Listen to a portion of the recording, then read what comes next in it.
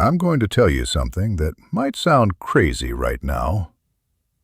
Imagine for a moment, you wake up tomorrow morning and nothing gets on your nerves all day long. People who are Olympic champions at driving you crazy suddenly become completely powerless. Impossible, you say. Are you living with me? Or, you definitely haven't seen my traffic. But here's the truth. There's a huge lie that people believe about anger. They think anger is natural, inevitable. Your neighbor parking in front of you again. Your boss dumping last-minute work on you Friday evening. Or someone suddenly leaving you hanging. It seems like there's no choice but to get angry, right? Quite the opposite. That's a massive misconception. Here's the truth that will change everything for you. Your emotions aren't in anyone else's hands. They never were. When you realize that you're the only one in control, everything will be different. I know it might sound like a cliché phrase right now, I get it, but bear with me. When you grasp the science of emotional control and apply the practical methods I'm going to teach you, no one will ever be able to use you like a remote-controlled robot again. By the end of this article, you'll know exactly how to maintain your emotional balance in every situation. You'll understand why millions of people can't control their emotions. And most importantly, you'll learn a clear system for staying calm, balanced, and in control, regardless of how big the chaos around you is. Sound interesting? Then let's begin. Chapter 1. The 3 mental traps that keep you on edge. Here's something most people never figure out about anger and frustration. It's not actually the situation that makes you angry. It's not the person who bothers you. It's the mental trap you walk right into every single time without even realizing it. There are 3 specific emotional traps that keep you reactive, and if you don't understand these traps inside and out, you're going to keep being at the mercy of every difficult person who crosses your path. Let me break them down for you. The first trap is what I call the "everything's about me" trap. This is when you interpret every action, every comment, every little thing as a personal attack aimed directly at you. Someone doesn't hold the elevator door, and immediately your brain goes, "They saw me coming and closed it on purpose because they're a jerk." Your coworker takes 2 days to respond to your Slack message, and you're convinced they're deliberately ignoring you. Your friend cancels dinner plans last minute, and you feel like they're basically saying your friendship means nothing to them. This trap is absolutely devastating because it turns you into the victim of everyone's behavior. You're constantly on high alert, scanning for proof that people are trying to hurt you, disrespect you, or brush you off. And here's the kicker. When your brain is actively looking for evidence that you're being attacked, it will find it everywhere. Confirmation bias is real, my friend. But the reality? Most people's actions have absolutely nothing to do with you. That person who didn't hold the elevator was probably lost in thought about their own problems. Maybe they just got a scary text from their doctor, or they're worried about making rent this month. Your coworker who didn't respond quickly might be drowning in deadlines, dealing with a sick kid at home, or simply had 47 other messages to handle first. Your friend who canceled probably has something going on that has zero connection to how much they value you. When you fall into this trap, you're essentially handing out free passes for everyone you meet to control how you feel. You're making their behavior about you, when 99% of the time, it isn't. This keeps you in a constant state of defensiveness, always ready to feel slighted, always prepared to be offended, always on edge. The second trap is the "people should act like I do" trap. This one's sneaky because it feels so justified. You have expectations, reasonable ones, you think, about how people should behave. People should be punctual, so you get absolutely furious when they're late. People should be polite, so you're outraged when they're rude. People should think logically like you do, so you're baffled and annoyed when they don't. This trap is particularly dangerous because it sets you up for endless disappointment. Newsflash: people aren't going to behave the way you want them to behave. They're going to act based on their own values, their own priorities, their own life circumstances, not yours. When you have rigid expectations, you're basically demanding that the entire world bend to your preferences. And when it doesn't, you suffer. Think about it like this. If you expect every single person you encounter to be kind, considerate, and thoughtful, you're setting yourself up for daily letdowns. Some people are having the worst day of their lives. Some people grew up in environments where emotional intelligence wasn't taught. Some people have different cultural backgrounds that shape how they communicate.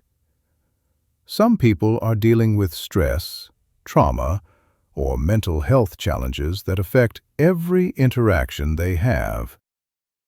When you release your rigid expectations and accept that people are going to be exactly who they are, not who you wish they were, you free yourself from constant frustration. You stop trying to force square pegs into round holes and start dealing with reality as it actually is. The third trap is the "if I react strongly enough, they'll change" trap. This is when you believe you can control or modify other people's behavior through your emotional reactions. You think if you get angry enough, loud enough, upset enough, people will suddenly realize they're wrong and change their ways. You believe that expressing your frustration clearly and powerfully will make people start behaving the way you want them to. This trap is based on a fundamental misunderstanding of human psychology. People don't change because you're angry with them. Actually, they usually become more defensive and resistant when you react emotionally. Your anger doesn't teach them anything valuable. Your frustration doesn't inspire them to improve. In fact, your emotional reactions often make situations worse, not better. They escalate conflicts, damage relationships, and create resentment on both sides. Here's the harsh truth you need to accept. You cannot control other people. You cannot force them to be more respectful, more considerate, or more understanding. You cannot make them care about your feelings or priorities. The only thing, and I mean the only thing, you can control is your own response to their behavior. When you try to control others through emotional outbursts, you're wasting your energy and guaranteeing your own disappointment. It's like trying to change the weather by yelling at the clouds. Ineffective and exhausting. These three traps work together to create a vicious cycle of reactivity. You personalize other people's behavior. You have rigid expectations about how they should act, and you try to control them through your emotional responses. This combination is toxic because it makes you completely dependent on other people for your emotional well-being. It gives them massive power over your mood, your energy level, and your peace of mind. The most successful people I know, the ones who seem genuinely unshakable and consistently composed, have learned to sidestep these traps completely. They don't take things personally because they understand that other people's behavior reflects their own internal state, not your worth. They don't have inflexible expectations because they accept that humans are flawed, complex, and unpredictable. They don't try to control others because they focus their energy on what they can actually influence, themselves. Breaking free from these traps requires a fundamental shift in how you think about human behavior and emotional responsibility. It means accepting that you're not the center of everyone else's universe. It means recognizing that your expectations aren't universal laws that everyone should follow. It means understanding that your emotional reactions aren't tools for changing other people. They're just reactions. Once you make this shift, and I mean really internalize it, not just intellectually agree with it, you become emotionally independent. You stop being a victim of other people's moods and actions. You start taking full responsibility for your own emotional state, which is both empowering and liberating. This is where real freedom begins. Chapter 2. What actually happens in your brain when someone triggers you. To really master the art of never getting angry or bothered by anyone, you need to understand what's happening inside your skull when you have an emotional reaction. Most people think emotions just happen to them, like getting struck by lightning or catching a cold. But emotions are actually the result of very specific neurological processes happening in your brain. And once you understand these processes, you can learn to interrupt and control them. When something happens that your brain interprets as threatening, offensive, or frustrating, even if it's just someone cutting you off in traffic, or your roommate leaving dishes in the sink again, your amygdala, which is basically your brain's alarm system, triggers what scientists call an emotional hijack. This happens in milliseconds, way faster than your conscious mind can even process what's going on. Your amygdala immediately floods your entire system with stress hormones, like adrenaline and cortisol, preparing your body for fight, flight, or freeze mode. Your heart starts racing, your muscles tense up, your breathing gets shallow, and your thinking becomes narrow and reactive. You're literally in survival mode because someone didn't use their turn signal, or because Melissa from accounting made a snide comment about your presentation. This emotional hijacking mechanism served our ancestors incredibly well when they faced actual physical threats, like predators or hostile tribes. The ability to react instantly without overthinking could literally mean the difference between life and death. But here's the problem. Your brain in 2024 can't tell the difference between a saber-toothed tiger and an annoying coworker. It treats social threats, perceived disrespect, and minor inconveniences as if they were actual, life-threatening situations. Here's the critical part that changes everything. During an emotional hijack, your prefrontal cortex, that's the rational thinking part of your brain, the part that makes you human rather than just a reactive animal, basically goes offline.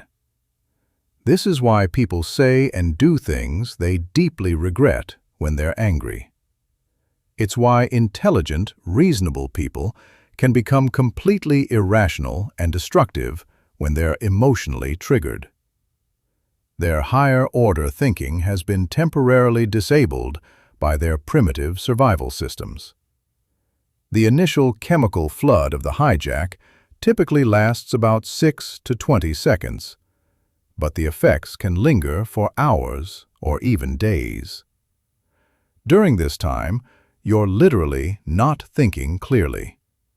Your brain is focused entirely on the perceived threat and generating responses based on pure emotion rather than logic or wisdom. This is why it's almost impossible to reason with someone in the middle of an emotional reaction. And it's why your own decision-making becomes severely impaired when you're triggered. But here's what most people never learn. The emotional hijack is not inevitable. It's a process, and processes can be interrupted and controlled. The key is understanding the warning signs early and having specific strategies to intervene before the hijack takes complete control of your behavior. The warning signs of emotional hijacking show up in both your body and your mind. Physically, you might notice your heart rate increasing, your breathing becoming shallow and rapid, your muscles tensing up, especially in your shoulders, jaw, and hands, your face flushing with heat, or your hands clenching into fists. Mentally, you might notice your thoughts racing and becoming increasingly negative, your focus narrowing until all you can think about is the source of irritation, or your inner voice becoming harsh, critical, and aggressive. These warning signs are your golden opportunity to intervene. If you can catch the emotional hijack in its early stages, before that chemical flood reaches its peak, you can prevent it from taking complete control of your behavior. This is where the practical techniques I'll share later become absolutely crucial. Understanding this science also helps you depersonalize your emotional reactions in a powerful way. When you realize that anger and frustration are just neurochemical events happening in your brain, not fundamental truths about reality or accurate reflections of what's actually happening around you, you gain tremendous perspective. You start to see your emotions as temporary biological responses rather than unquestionable facts about the situation. This scientific understanding also explains why some people seem naturally calm, while others get triggered by the smallest things. It's not that calm people don't have amygdalas or don't experience stress hormones. They've simply trained their brains to recognize emotional hijacking earlier in the process and respond more effectively to it. They've strengthened their prefrontal cortex through consistent practice and developed mental habits that prevent emotional reactions from escalating out of control. The really good news here is that your brain is neuroplastic, meaning it can be rewired and reshaped through practice. Every single time you successfully interrupt an emotional hijack, you strengthen the neural pathways associated with emotional regulation. Every time you choose a calm, measured response over a reactive one, you make it easier to choose calmness in the future. This is why emotional control actually gets easier with practice, not harder. Think of emotional regulation like physical fitness. Just as you can strengthen your muscles through regular exercise, you can strengthen your emotional control through regular practice. And just as physical fitness makes everyday activities easier and less exhausting, emotional fitness makes everyday interactions less stressful and more enjoyable. The people who never seem to get angry or bothered by anyone have essentially trained their brains to respond differently to potential triggers. They've created strong neural pathways for calmness and composure, while allowing the neural pathways for reactivity and anger to weaken through disuse. They haven't eliminated their emotions. That would be impossible and, frankly, unhealthy. But they've learned to manage their emotions effectively rather than being managed by them.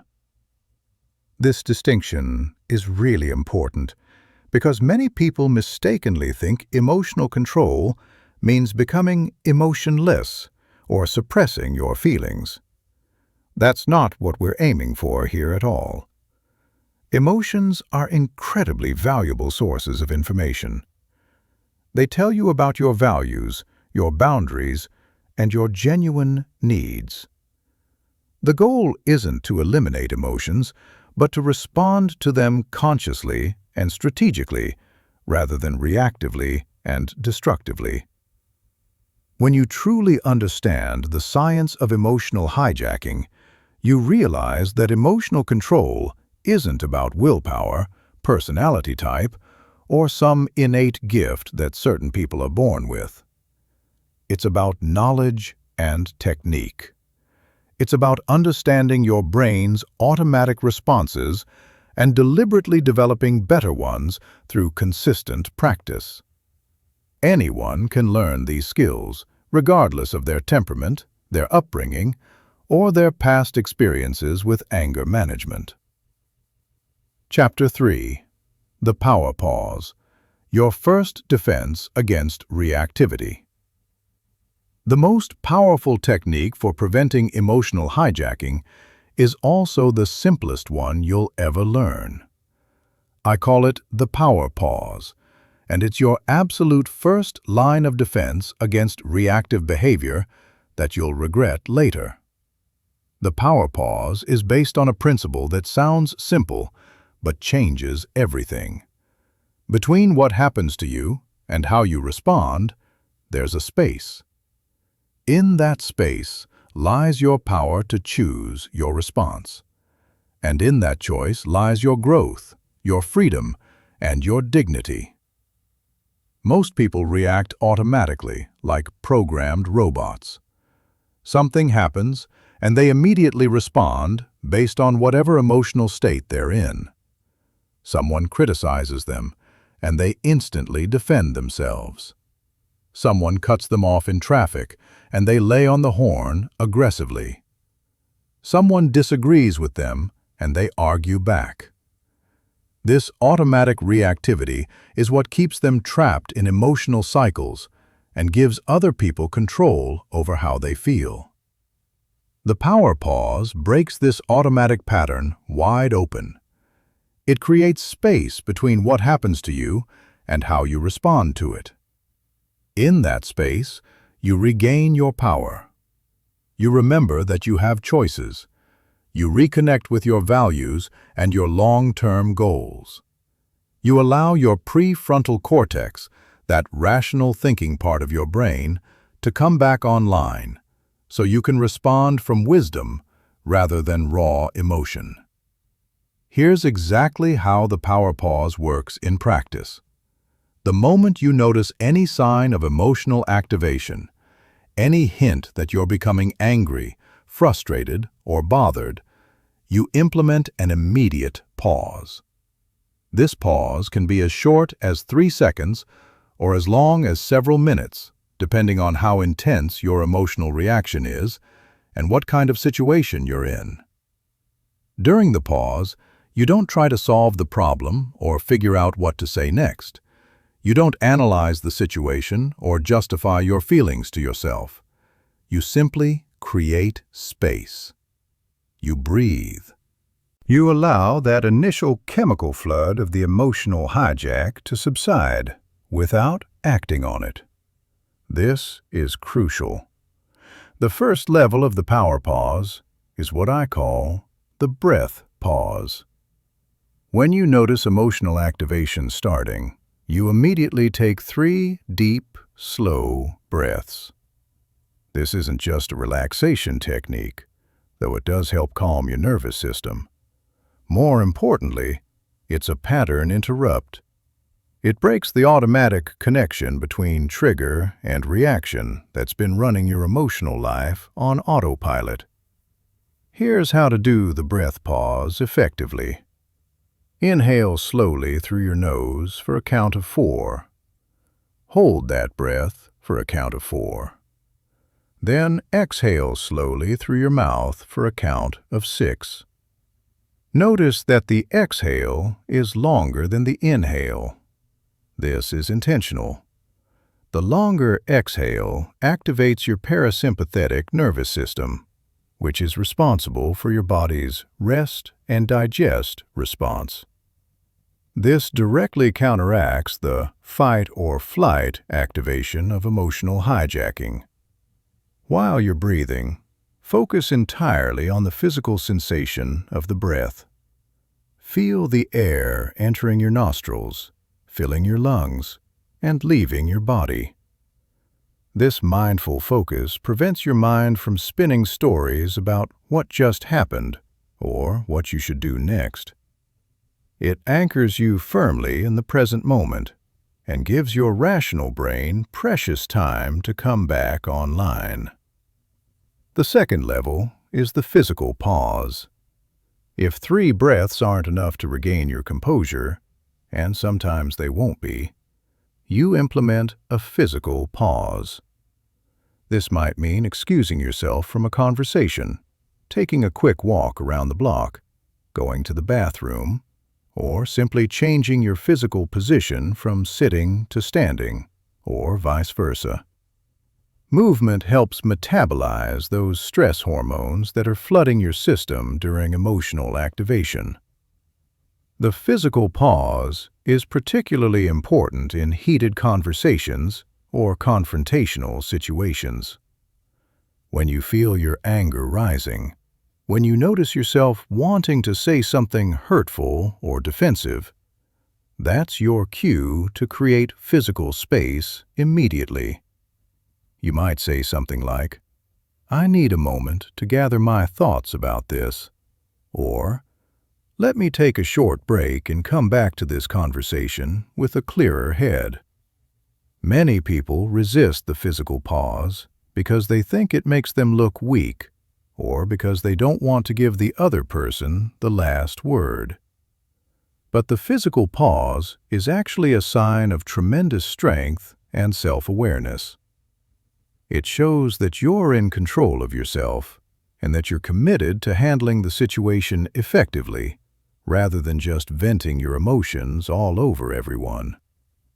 The third level is the time pause.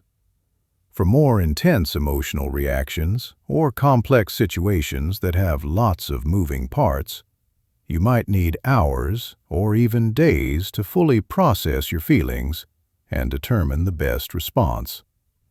The time pause prevents you from making decisions or having important conversations while you're still emotionally activated and not thinking clearly.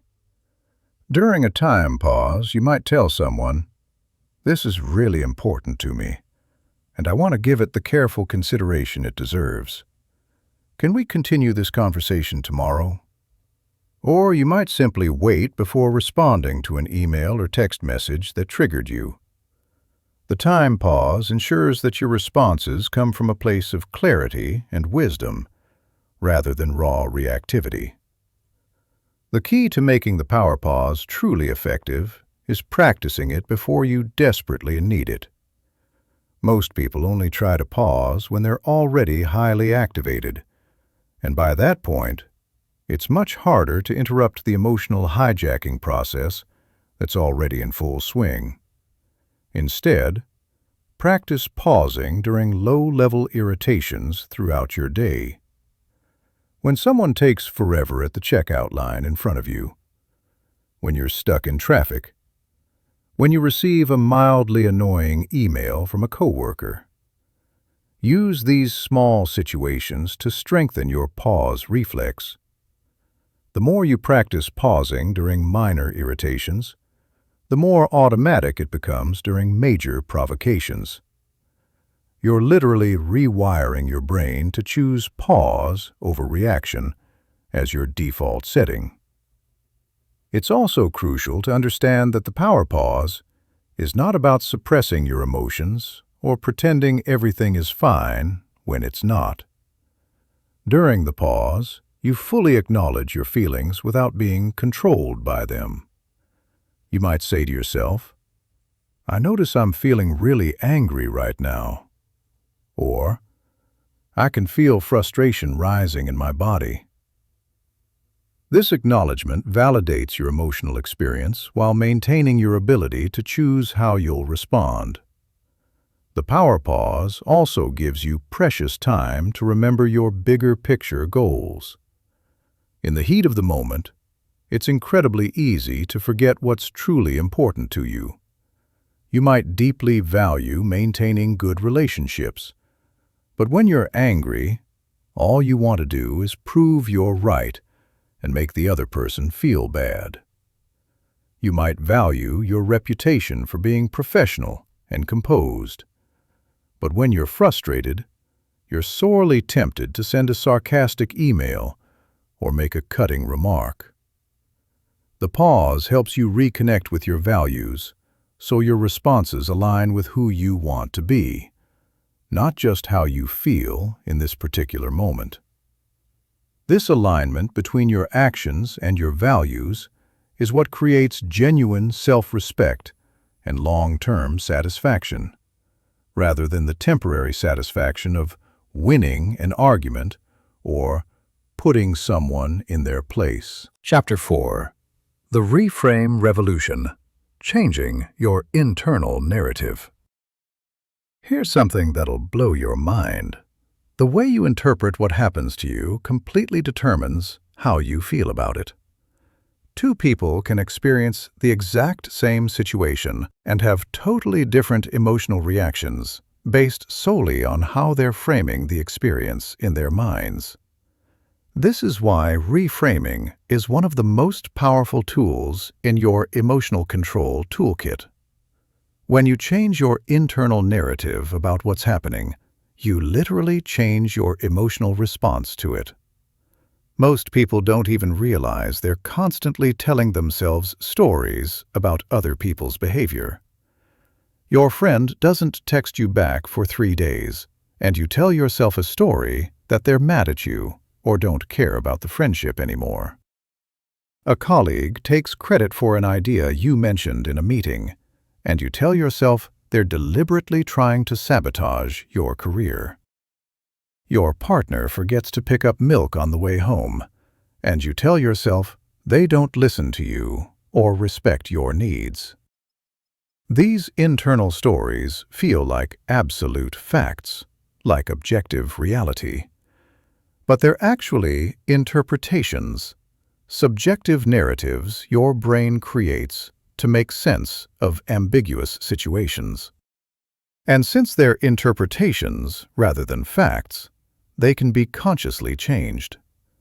When you learn to deliberately reframe situations in more empowering ways, you gain incredible control over your emotional state. The first step in reframing is simply recognizing that you're telling yourself a story in the first place. Most people completely blend what actually happened with their interpretation of what happened. They think their story is reality.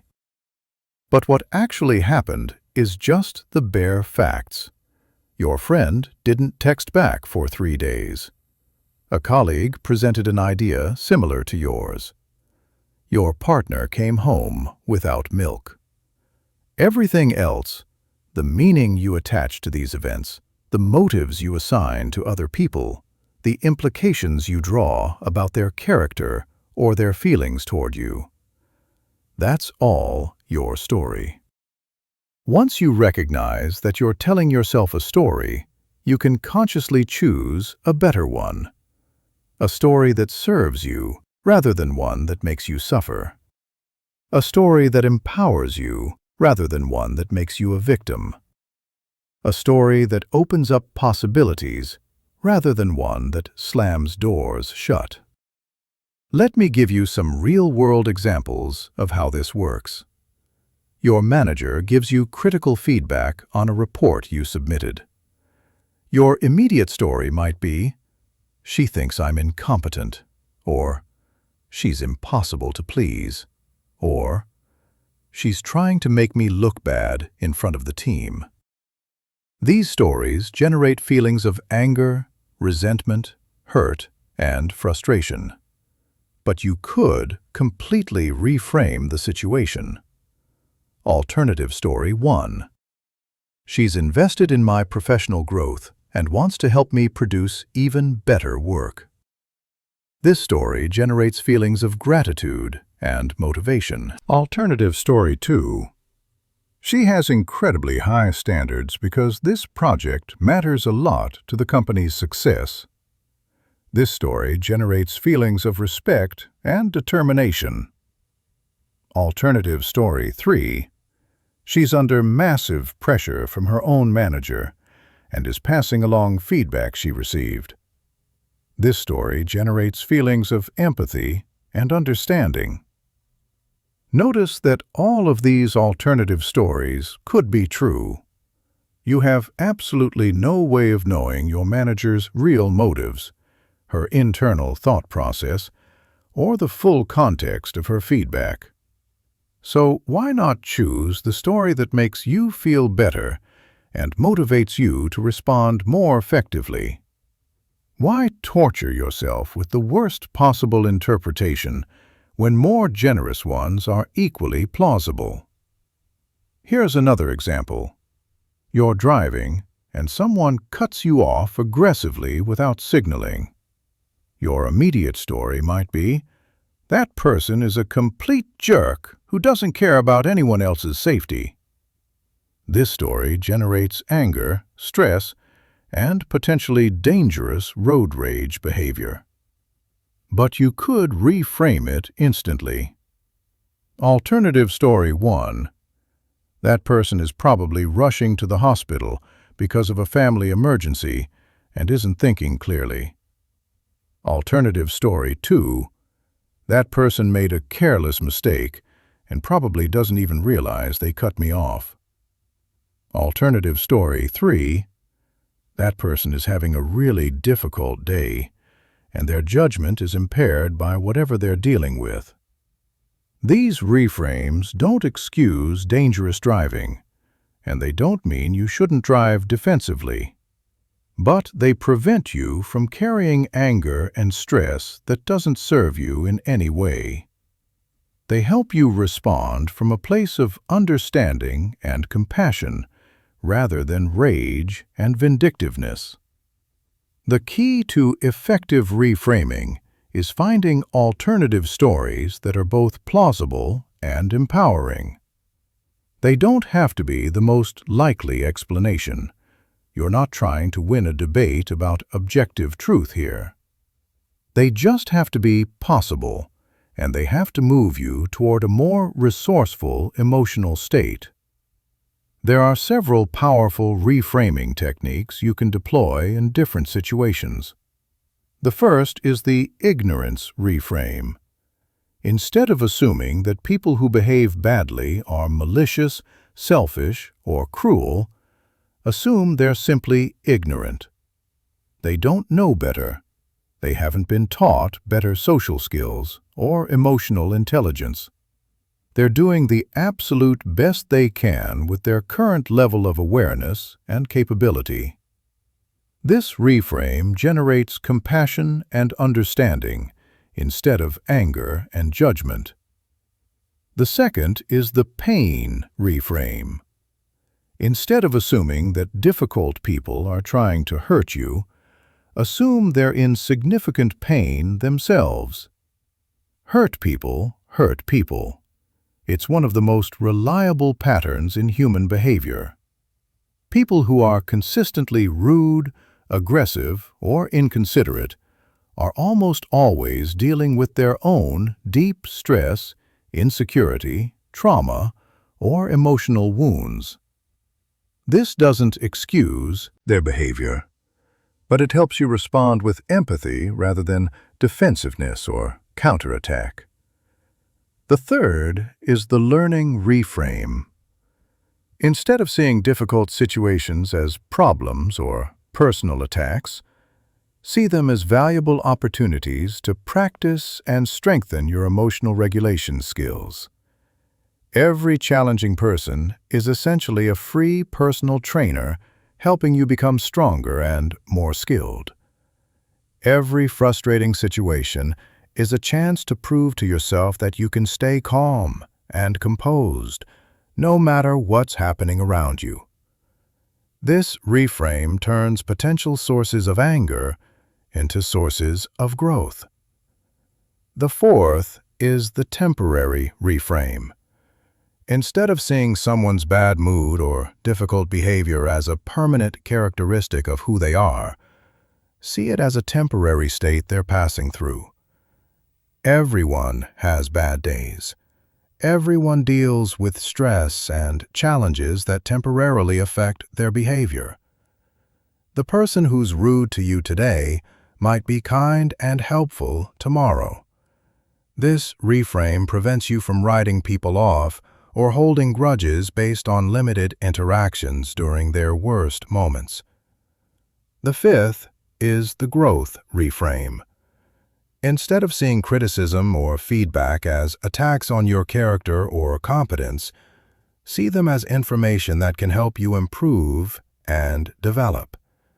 Even if the feedback is delivered poorly, even if it's motivated by someone else's agenda or insecurity, there might still be valuable insights you can extract and use. This reframe turns potential sources of anger into opportunities for development and self-improvement. Reframing takes conscious practice because your brain is evolutionarily wired to notice threats and problems. Your survival instincts make you quick to interpret ambiguous situations negatively. It's safer to assume that rustling in the bushes is a predator rather than just wind. But with deliberate effort and consistency, you can train your brain to look for alternative explanations and more empowering stories. The goal here is not to become naive or to excuse genuinely harmful behavior. Some people do act with malicious intent. Some situations are legitimately unfair or problematic. But even in these cases, the most empowering response usually comes from framing the situation in a way that preserves your emotional equilibrium and positions you to respond effectively rather than reactively. When you master reframing, you realize that very few things that happen to you are inherently good or bad. They're mostly neutral events that become positive or negative based entirely on how you choose to interpret them. This realization is incredibly liberating because it means you're never truly at the mercy of circumstances.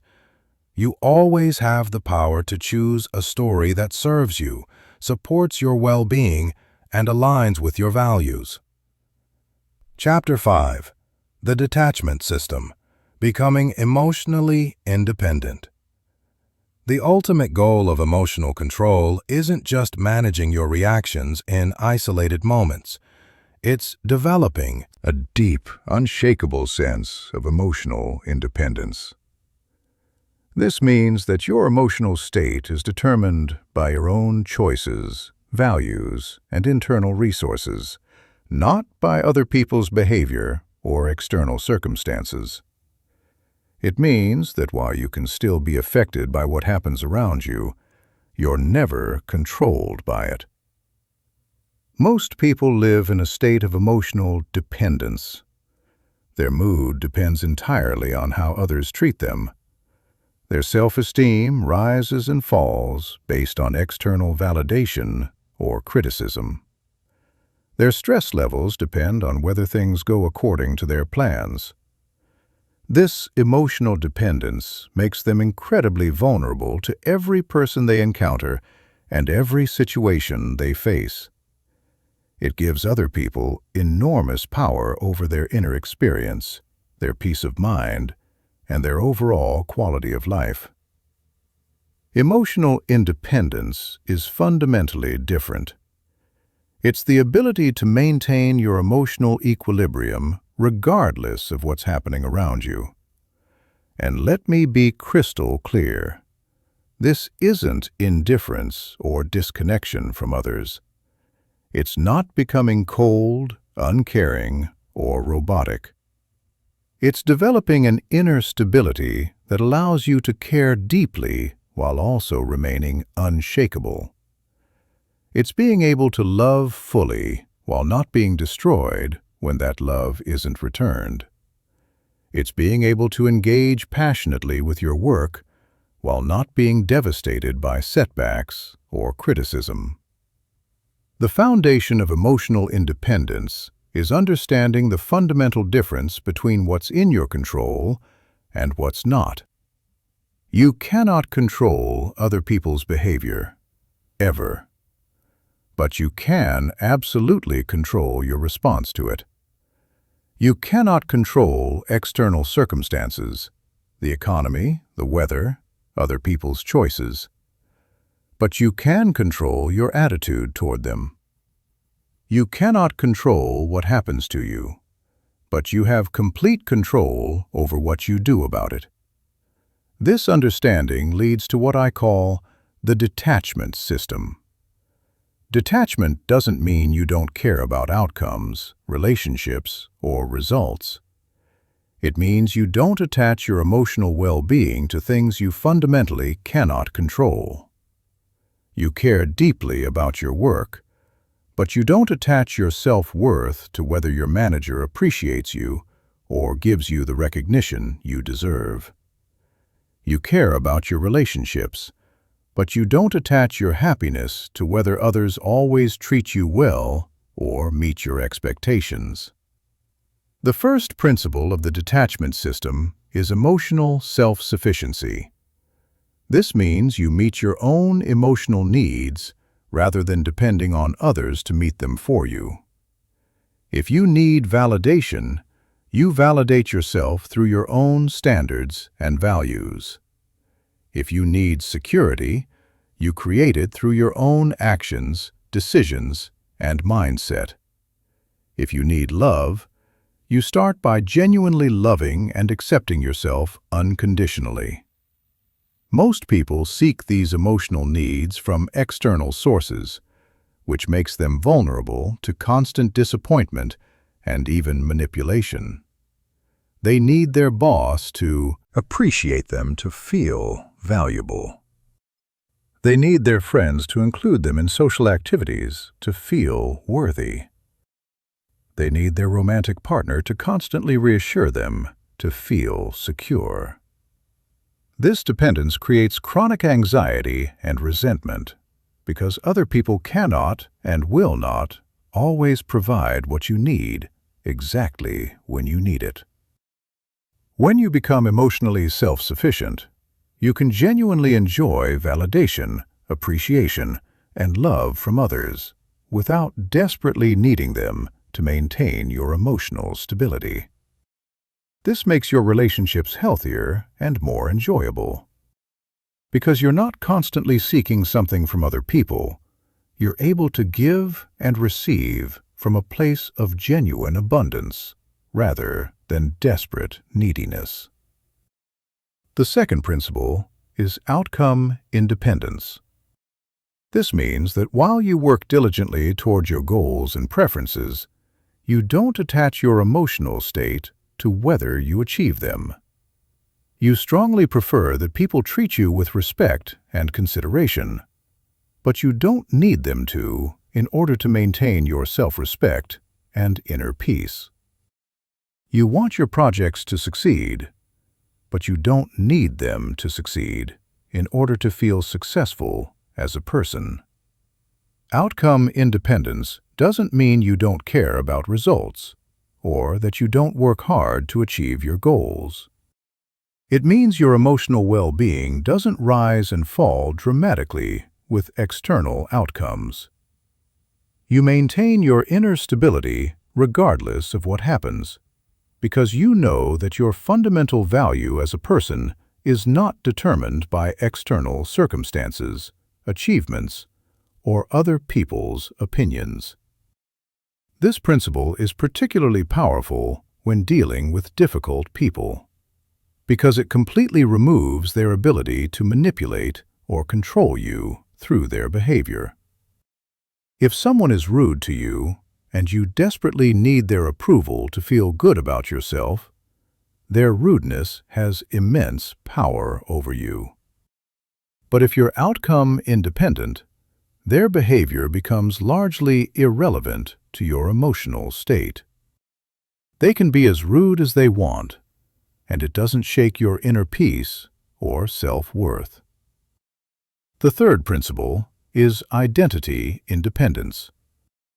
This means your sense of who you are, your core identity, is not dependent on external roles, achievements, possessions, or other people's opinions. You know who you are at your deepest level, and that identity remains stable and intact, regardless of changing circumstances. Many people derive their entire identity from their job, their relationships, their possessions, or their achievements. When these external things change or are threatened, their sense of self becomes unstable and fragmented. They take criticism incredibly personally because they see it as an attack on their fundamental identity. They get defensive when challenged because they feel their entire worth is being questioned. When you develop identity independence, you see yourself as fundamentally separate from these external roles and achievements. You might be a manager, but that's what you do, not who you are. You might be successful, but that's your current situation, not your essential identity. This separation allows you to receive feedback, face challenges, and deal with difficult people without feeling like your core self is under attack. The fourth principle is boundary mastery. Emotional independence absolutely requires clear, healthy boundaries between yourself and others. You need to know where you end and they begin. You need to distinguish between their emotions and your emotions, their problems and your problems, their responsibilities and your responsibilities. Many people struggle terribly with emotional boundaries. They absorb other people's emotions as if they were their own. They feel guilty when others are unhappy, even when they're not responsible for that unhappiness. They feel obligated to fix other people's problems or manage their emotional states for them. This lack of boundaries creates constant stress and makes emotional independence completely impossible. Healthy boundaries allow you to genuinely care about others without taking responsibility for their emotional well-being. You can empathize deeply with someone's pain without absorbing it into your own body and mind. You can support someone through difficulties without feeling obligated to solve their problems for them. You can maintain your own emotional equilibrium while still being present, compassionate, and helpful with others. The fifth principle is present moment awareness. Emotional independence is dramatically easier to maintain when you're focused on the present moment rather than ruminating about the past or worrying about the future. Most emotional reactivity comes from mental time travel, replaying past hurts and imagining future threats. You carry grudges from yesterday, and anxieties about tomorrow. When you anchor yourself firmly in the present moment, you're dealing only with what's actually happening right now, not with all the stories, projections, and fears your mind creates. This makes situations much more manageable and significantly reduces emotional reactivity. You respond to what is rather than what you think might be or what you remember was. Developing emotional independence through the detachment system takes time and consistent practice. It requires fundamentally changing how you relate to your emotions, your relationships, and your circumstances. But the freedom it provides is absolutely extraordinary. When you're emotionally independent, you become genuinely unshakable. Other people's behavior might disappoint you, but it doesn't devastate you. External circumstances might challenge you, but they don't control you. You maintain your inner peace regardless of the chaos swirling around you. Chapter 6. The 4 personality types that trigger everyone. Not all difficult people are created equal. There are specific personality types that consistently trigger emotional reactions in almost Everyone they encounter. And each type requires a completely different approach to maintain your emotional equilibrium. Once you understand these 4 archetypes and learn the specific strategies for dealing with each one, you'll never be caught off guard or feel powerless again. The first archetype is the aggressive controller. These are people who use intimidation, raised voices, interruptions, and hostile body language to dominate situations and control the people around them. They might be your demanding manager who explodes when things don't go exactly their way, the aggressive driver who honks relentlessly and makes threatening gestures, or the family member who dominates every conversation and dismissively shoots down other people's ideas and contributions. Aggressive controllers trigger powerful fight or flight responses in most people. When someone raises their voice or becomes hostile toward you, your amygdala immediately interprets this as a serious threat and floods your system with stress hormones. Your natural instinct is either to fight back with equal or greater aggression, or to retreat and submit completely. Both responses give the aggressive controller exactly what they want, either a conflict they can escalate to assert dominance, or submission they can exploit to get their way. The key to dealing with aggressive controllers is refusing to play their game entirely. Don't match their energy level or try to out-dominate them. That's exactly what they're expecting and what they're skilled at handling. Instead, remain deliberately calm and speak in a noticeably lower, slower tone than normal. This has a neurological effect called emotional contagion in reverse. Instead of catching their aggressive energy like most people do, you're projecting calm energy that can actually lower their arousal level over time. Maintain steady, non-aggressive eye contact without staring them down competitively. Keep your body language open but solidly grounded. Don't cross your arms defensively, but don't make yourself small or submissive either. Use what I call the broken record technique.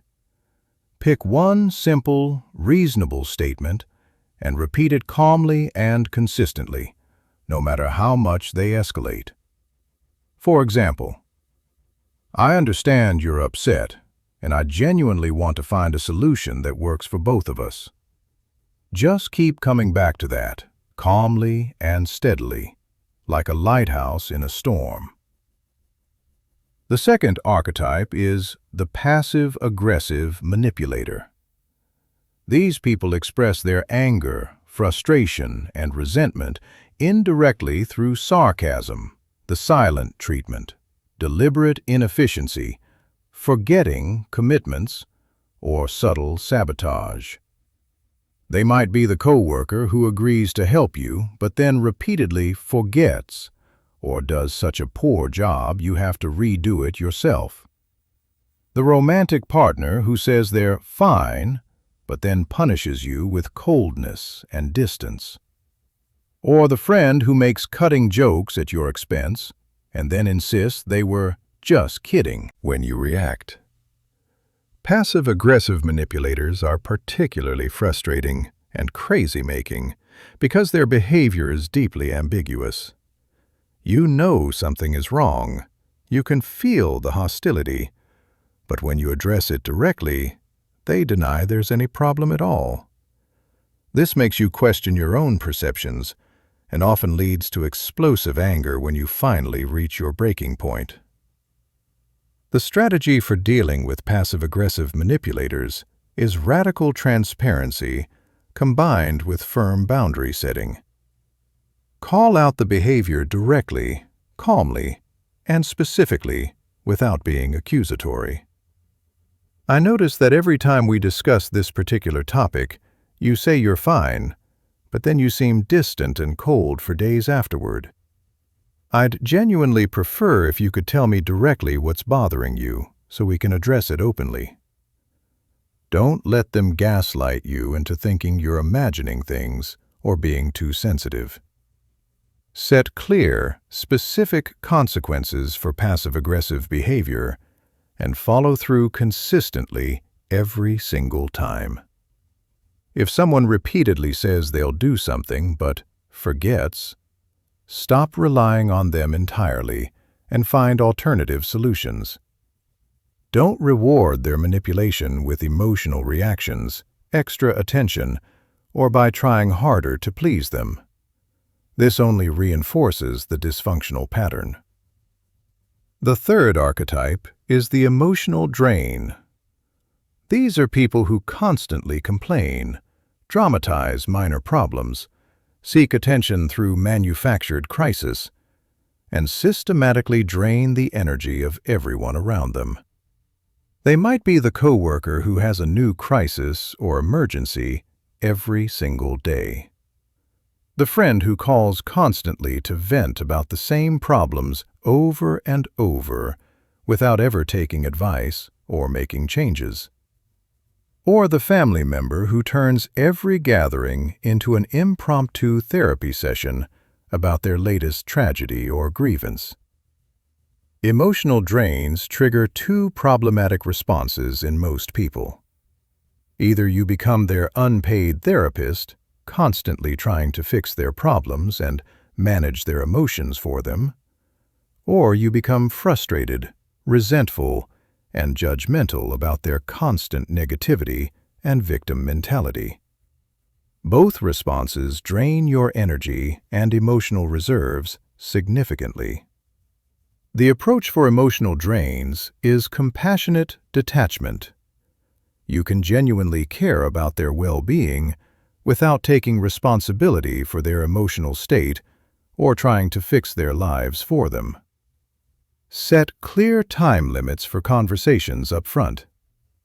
I have 15 minutes to talk, and then I need to get back to work.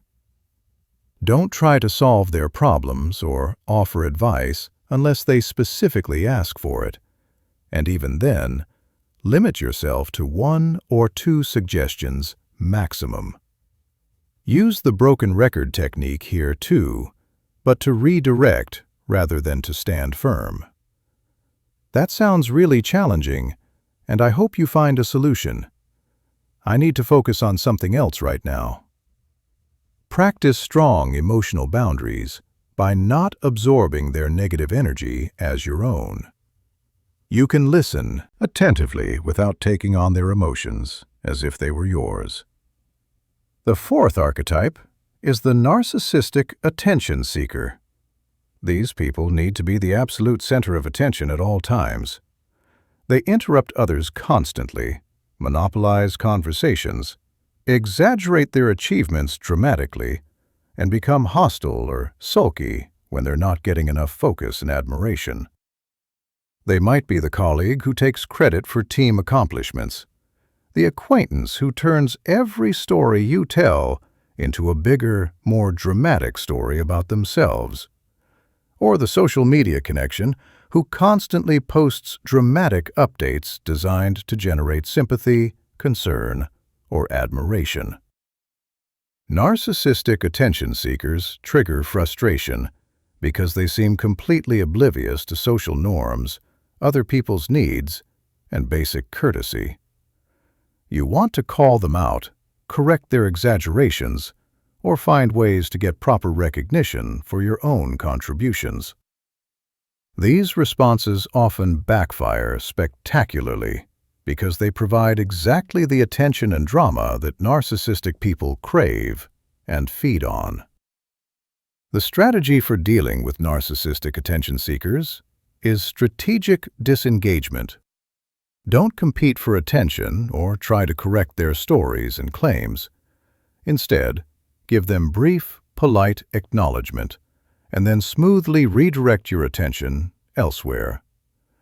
"That's interesting, Michael." Then immediately turn to someone else or change the subject entirely. Don't feed their need for drama by getting visibly upset or arguing with them. This only gives them more material, more energy, and more of the attention they're desperately seeking. In group settings, focus on connecting authentically with other people, rather than trying to manage the narcissistic person's behavior. Often, others are just as frustrated as you are, and will genuinely appreciate your leadership in redirecting the group's energy toward more productive interactions. Understanding these 4 archetypes helps you realize something crucial. Difficult behavior is almost never actually personal. Aggressive controllers have learned that intimidation gets them what they want. Passive-aggressive manipulators have learned that direct confrontation feels dangerous, so they express anger indirectly. Emotional drains have learned that crisis and drama get them attention and support. Narcissistic attention seekers have learned that they need to be the center of attention to feel valuable and secure. None of these patterns are really about you. They're coping mechanisms these people developed based on their own experiences, wounds, and psychological needs. When you understand the underlying pattern driving the behavior, you can respond strategically to the pattern itself, rather than reacting emotionally to the specific behavior. This keeps you calm, centered, and strategic, rather than emotional and reactive. Chapter 7. Reading People Like a Book. The Social Intelligence Decoder. Most people focus exclusively on what others say, but here's the truth. The real communication is happening beneath the surface. Body language, tone of voice, micro-expressions, energy levels, and timing communicate far more than words ever could. When you learn to read these subtle signals accurately, you gain tremendous power in social situations because you can see what's really happening beneath the surface conversation and adjust your approach accordingly. Understanding social intelligence starts with recognizing a fundamental truth. All human behavior serves a purpose. When someone acts in a way that seems irrational, confusing, or frustrating to you, they're usually trying to meet some psychological need. They might need to feel important, safe, understood, respected, or in control. When you can identify the underlying need driving someone's behavior, you can respond strategically to the need rather than reactively to the behavior itself, which is far more effective. The first level of social intelligence is reading emotional states through physical cues. When people are stressed, anxious, upset, or angry, Their bodies reveal it, even when their words are saying everything's fine. Stress shows up as increased muscle tension, particularly in the shoulders, jaw, neck, and hands. Anxious people often display self-soothing behaviors like touching their face repeatedly, playing with their hair, or fidgeting nervously with objects. Angry people show micro-expressions of tension around their eyes and mouth, even when they're consciously trying to appear calm and collected. Learning to spot these physical signs early gives you a huge strategic advantage, because you can adjust your approach before someone's emotions escalate into a full confrontation. If you notice someone becoming physically tense during a conversation, you can intentionally lower your voice, slow down your speech, create more physical space, or suggest taking a break. This prevents conflicts before they start and helps people feel more comfortable and safe around you. The second level is understanding personality-driven behavior patterns. Some people are naturally more introverted and need significant time to process information internally before responding. Others are highly extroverted and think out loud, sometimes saying things they don't really mean just to explore ideas verbally. Some people are extremely detail-oriented and need thorough explanations with specific data, while others are big-picture thinkers who get impatient and frustrated with too much granular information. When you can quickly assess someone's core personality style, you can adapt your communication approach to match their preferences, which dramatically improves your interactions. With introverted people, give them adequate space to think without pressuring them for immediate responses. With extroverted people, be prepared for rapid-fire conversation and don't take their quick, emotional reactions too personally. With detail-oriented people, provide thorough explanations and be genuinely prepared to answer specific questions. With big-picture people, lead with the main point or conclusion and only provide supporting details if they specifically ask for them.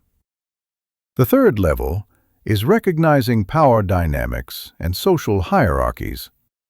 Every social interaction involves some element of status and power, even if it's extremely subtle. People signal their perceived status through their posture, eye contact patterns, voice tone, and the amount of physical space they take up. Understanding these dynamics helps you navigate social situations more effectively and avoid unnecessary conflicts.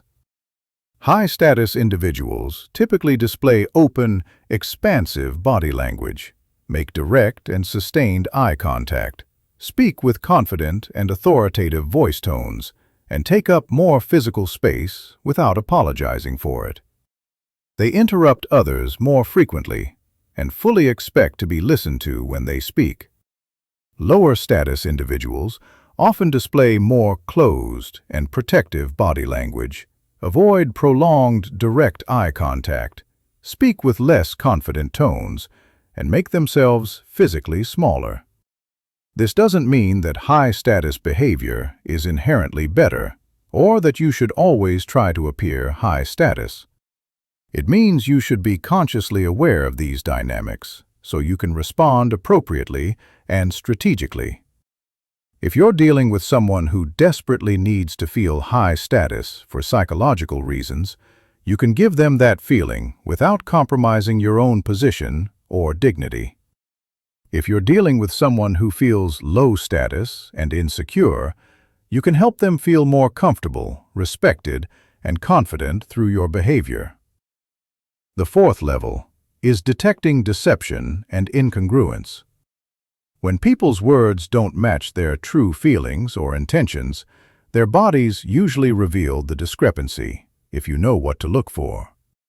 Someone might say they're completely fine, while their facial expression clearly shows distress or anger.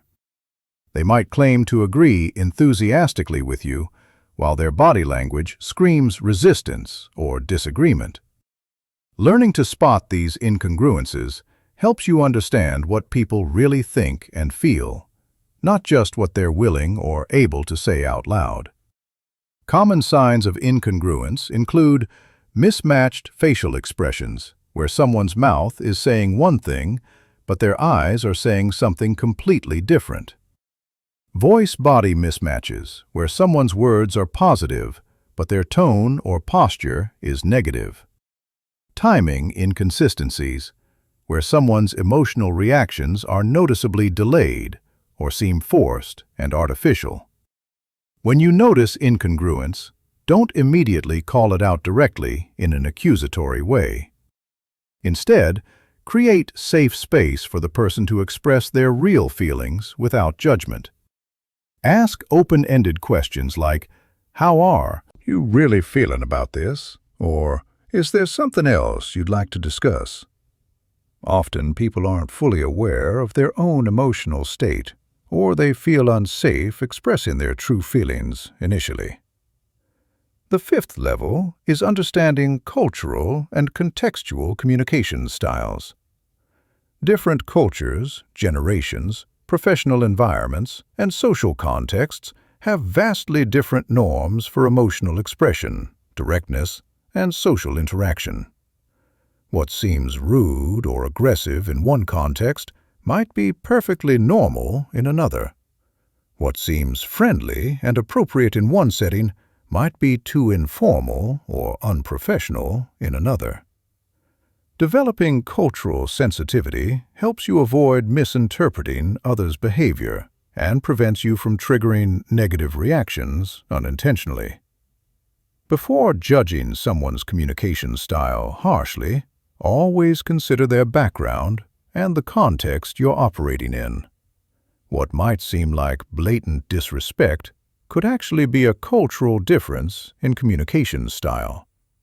What might appear to be coldness or unfriendliness could be professional appropriateness in their work culture. The key to using social intelligence effectively and ethically is to gather information without making premature judgments. Observe carefully what you see and hear, without immediately deciding what it means about the person's character, intentions, or feelings toward you. Look for consistent patterns over time, rather than making sweeping conclusions based on single interactions or isolated incidents. Use your observations to guide your responses strategically, not to judge, manipulate, or take advantage of others. Social intelligence also requires emotional regulation on your part. When you can see what's really happening beneath the surface in social interactions, you might notice manipulation attempts, insecurity, fear, or negative intentions that others completely miss. It's tempting to feel superior or to use this information to your advantage. But truly effective social intelligence is about creating better, healthier interactions for everyone involved, not about gaining power or control over others. Chapter 8. Transforming Conflict into Connection. Conflict is absolutely inevitable in human relationships. But suffering through conflict, damaging relationships, and creating lasting resentment? Those are completely optional. Most people approach conflict as a battle to be won or lost, a competition where someone has to be right and someone has to be wrong. But this adversarial mindset virtually guarantees that someone will be hurt, relationships will be damaged, and nothing meaningful will actually be resolved. The conflict transformation method reframes conflict entirely as an opportunity for deeper understanding, stronger relationships, and genuine personal growth. Traditional conflict resolution focuses on finding compromises and solutions, which can definitely be valuable. But conflict transformation goes much deeper. It recognizes that most conflicts aren't really about the surface issue people are arguing about.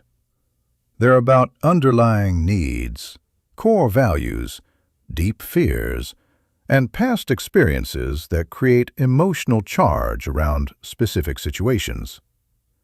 For example, two coworkers might argue intensely about project deadlines, but the real conflict underneath might be about respect, autonomy, professional reputation, or fear of failure.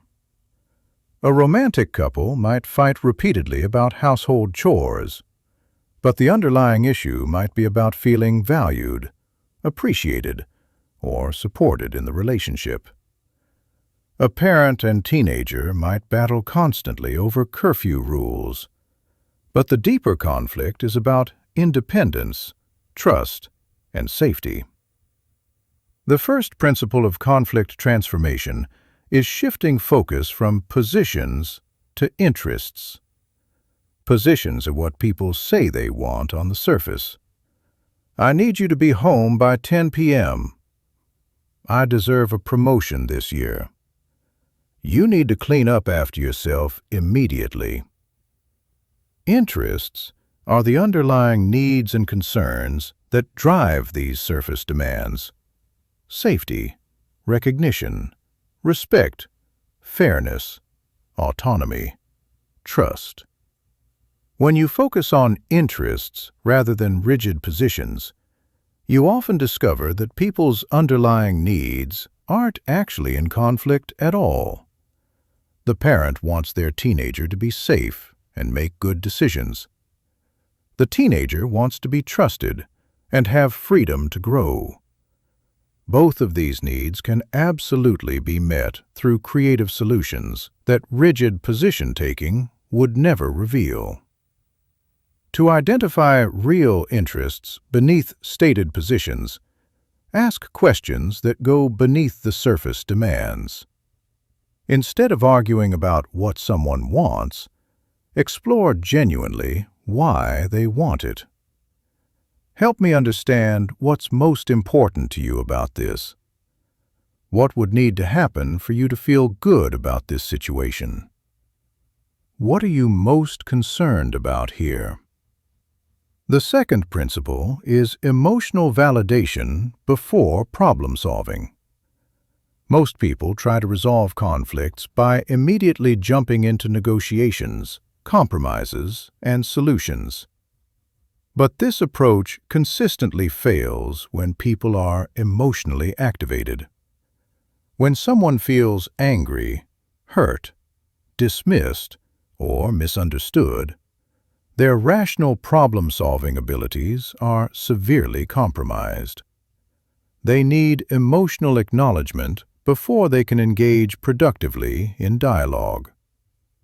Emotional validation doesn't mean you agree with someone's position or excuse their behavior.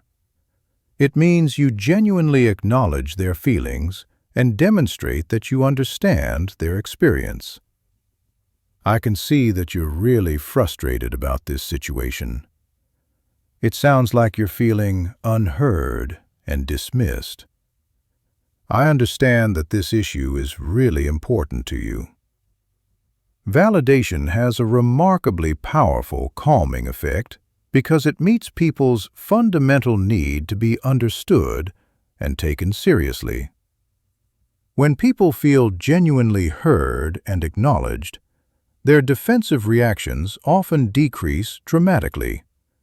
They become significantly more open to hearing your perspective and more willing to work toward mutually beneficial solutions.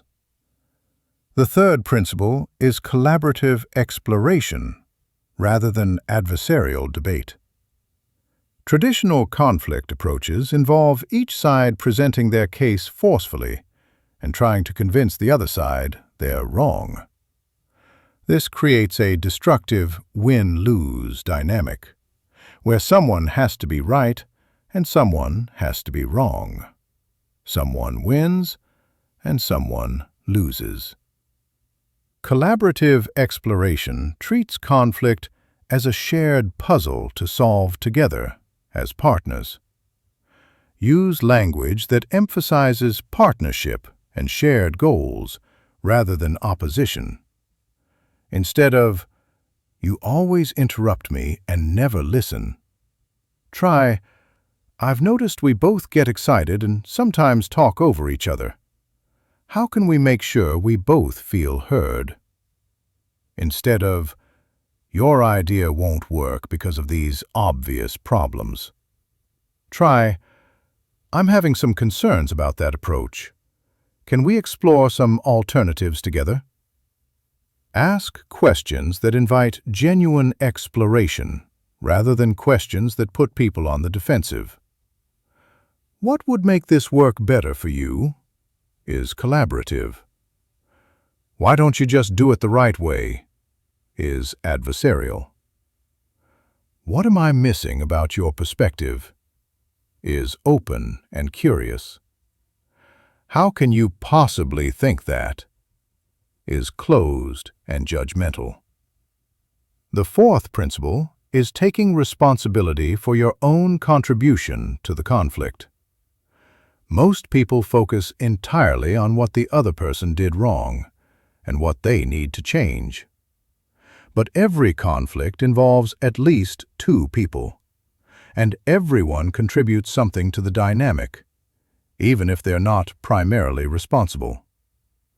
Taking ownership of your part, even if you genuinely believe the other person is more wrong, dramatically changes the energy of the interaction. This doesn't mean accepting blame for things you didn't do, or apologizing for having legitimate needs and boundaries. It means honestly acknowledging ways you might have contributed to misunderstandings, escalated emotions, or made the situation more difficult. "I realize I didn't communicate my expectations clearly up front. I can see how my tone might have come across as dismissive or condescending. I should have brought this up sooner instead of letting it build up and explode." When you take responsibility first, you often inspire the other person to do the same. You model the kind of mature, relationship-focused approach that leads to genuine resolution rather than temporary truces that don't address root causes. The fifth principle is focusing on future solutions rather than past grievances. Many conflicts get completely stuck because people spend all their time and energy relitigating what happened, who was right, who was wrong, and who should apologize.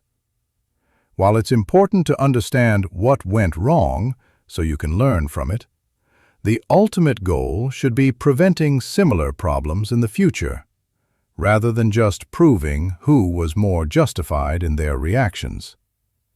Shift the conversation deliberately toward future-focused questions. How can we handle this differently next time? What would need to change for both of us to feel good about this going forward? What agreements can we make now that will prevent this situation from happening again? This approach is dramatically more productive because it empowers both people to create positive change rather than just assigning blame and keeping score. The conflict transformation method requires you to actively regulate your own emotions throughout the entire process. When someone is criticizing you, expressing anger, or being hostile, your natural instinct is to defend yourself aggressively or counterattack. But genuine transformation requires you to stay genuinely curious about their experience, while also maintaining your own emotional center. This is where all the previous techniques become absolutely crucial. Use the power pause to stay calm and centered. Apply reframing to look for the underlying needs beneath aggressive or hurtful words. Practice detachment to avoid taking things personally, while still caring deeply about the relationship and the outcome. Remember that conflict transformation is definitely not about avoiding conflict or keeping the peace at any cost.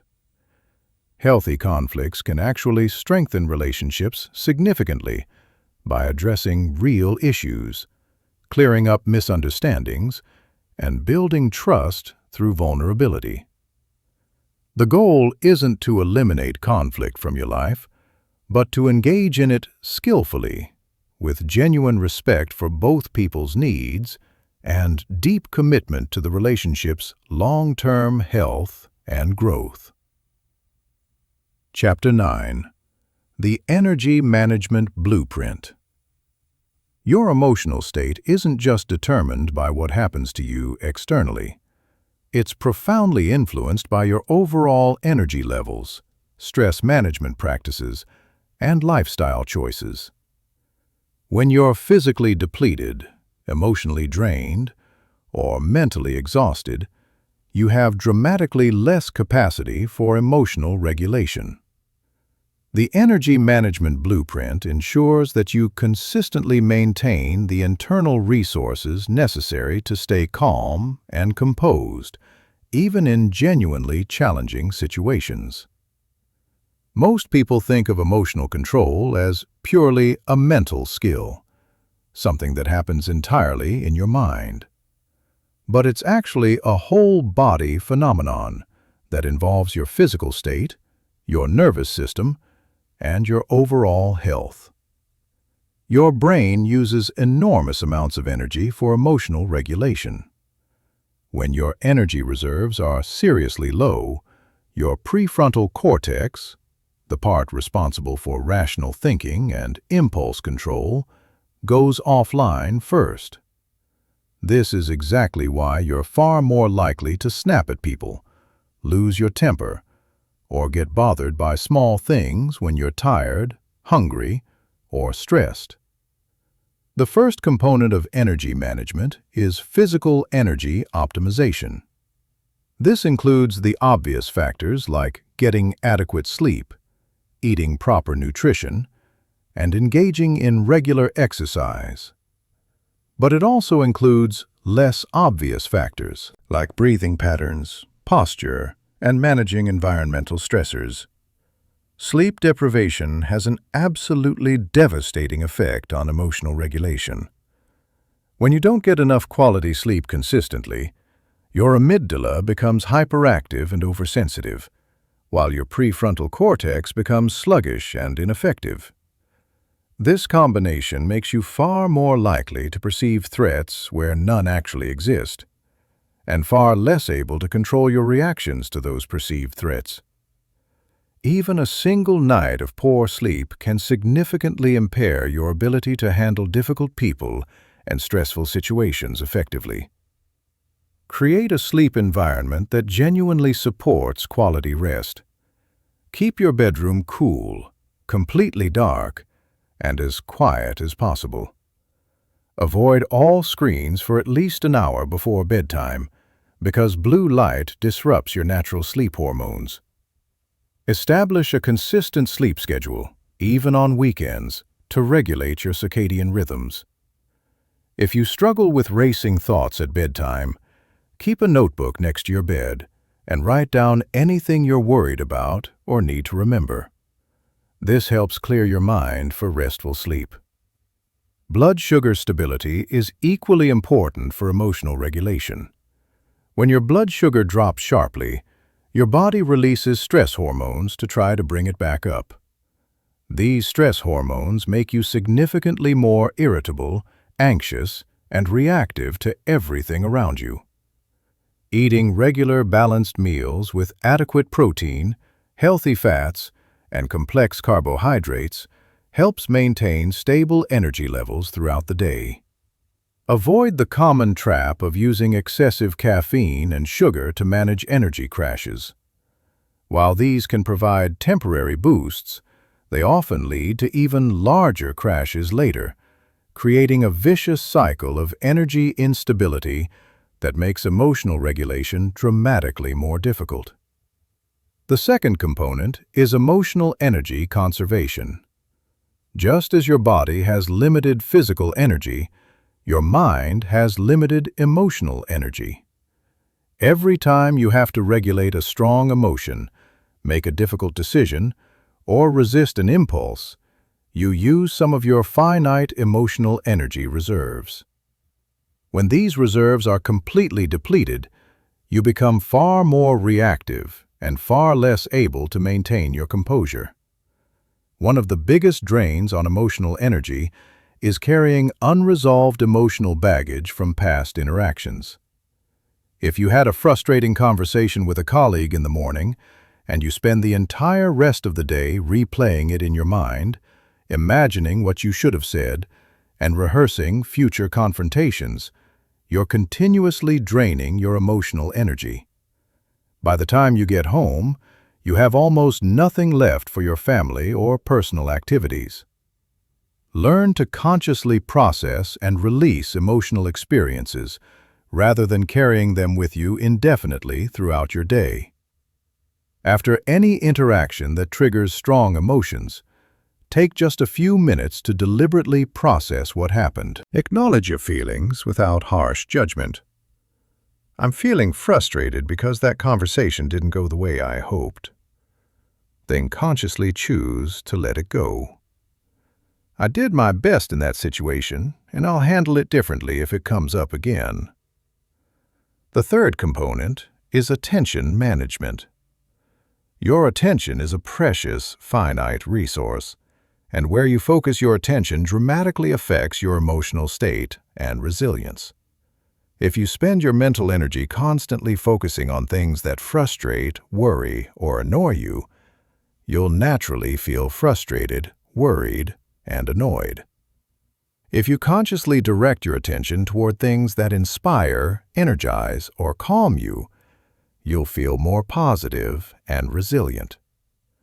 Most people allow their attention to be hijacked by whatever is loudest, most urgent, or most emotionally charged. They start their day by checking news and social media, immediately filling their minds with information specifically designed to trigger strong emotional reactions. They spend their time at work focused on problems, complaints, and stressful deadlines. They end their day by consuming entertainment that's intentionally designed to be dramatic and emotionally stimulating. This pattern of attention management is absolutely exhausting and makes emotional regulation dramatically more difficult. Instead, consciously choose what deserves your limited mental energy. Start your day with activities that center and energize you, whether that's meditation, exercise, reading something inspiring, or simply sitting quietly with your coffee. Throughout the day, regularly redirect your attention away from unnecessary drama and negativity toward things that support your well-being and goals. The fourth component is environment management. Your physical and social environment has a profound impact on your emotional state and your ability to regulate your emotions effectively. Cluttered, noisy, or chaotic environments create constant low-level stress that depletes your regulatory resources. Toxic relationships and consistently negative social dynamics do exactly the same thing. Take honest inventory of your environmental stressors and eliminate as many as realistically possible. This might mean organizing your living and working spaces, reducing noise pollution, setting boundaries with energy-draining people, or limiting time spent in consistently stressful environments. Create physical environments that actively support calmness, focus, and emotional stability rather than stress and reactivity. The fifth component is recovery and restoration practices. Just as athletes need dedicated recovery time between intense workouts to maintain peak performance, you need regular practices that restore your emotional and mental energy. This doesn't just mean passive relaxation, though that's certainly important. It means activities that actively replenish your resources and strengthen your capacity for emotional regulation. Different people find Genuine restoration through vastly different activities. Some people restore through solitude and quiet activities like reading, walking in nature, or creative pursuits. Others restore through social connection and shared activities. Some need physical movement and exercise, while others need mental stimulation and learning. The key is identifying what truly restores you personally versus what you think should restore you, or what other people find restorative. Pay careful attention to how different activities actually affect your energy levels and emotional state. Activities that genuinely restore you should leave you feeling more energized, centered, and capable, not more depleted or agitated. Regular restoration isn't a luxury or something to do only when you have extra time. It's an absolute necessity for maintaining your capacity to handle difficult people and challenging situations with grace and composure. When you consistently manage your energy levels effectively, you become far more resilient and far less reactive to external stressors. Chapter 10. Professional Mastery. Staying unshakable at work. The workplace is often the most challenging environment for maintaining emotional control because it combines high stakes with personality conflicts, complex power dynamics, and relentless pressure. Unlike personal relationships, where you can choose to limit contact with difficult people or walk away entirely, professional environments require you to work effectively with people you might not like, respect, or even trust. This chapter will give you advanced strategies for remaining completely unshakable in your career while actually accelerating your professional success. The first principle of professional emotional mastery is understanding that your emotional control directly impacts your career trajectory in massive ways. People who can remain calm under intense pressure, handle criticism gracefully, and navigate conflict skillfully are consistently perceived as leadership material. Those who react emotionally to workplace challenges are seen as liabilities, regardless of their technical skills, qualifications, or past accomplishments. This creates a powerful incentive structure. Every single time you choose composure over reactivity, you're not just feeling better in that moment. You're actively building your professional reputation as someone who can handle significant responsibility and pressure. Every time you respond to workplace drama with genuine equanimity, you're demonstrating executive-level emotional intelligence that gets noticed by decision-makers. The challenging manager scenario is one of the most common professional triggers. Whether your manager is micromanaging constantly, taking credit for your work, setting completely unrealistic expectations, or providing harsh criticism publicly, your response to their behavior determines both your immediate experience and your long-term career prospects. The key insight here is that challenging managers are often under tremendous pressure themselves.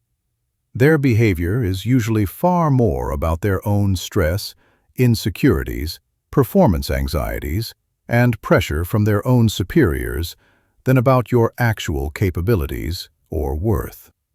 When you understand this broader context, you can respond strategically rather than personally.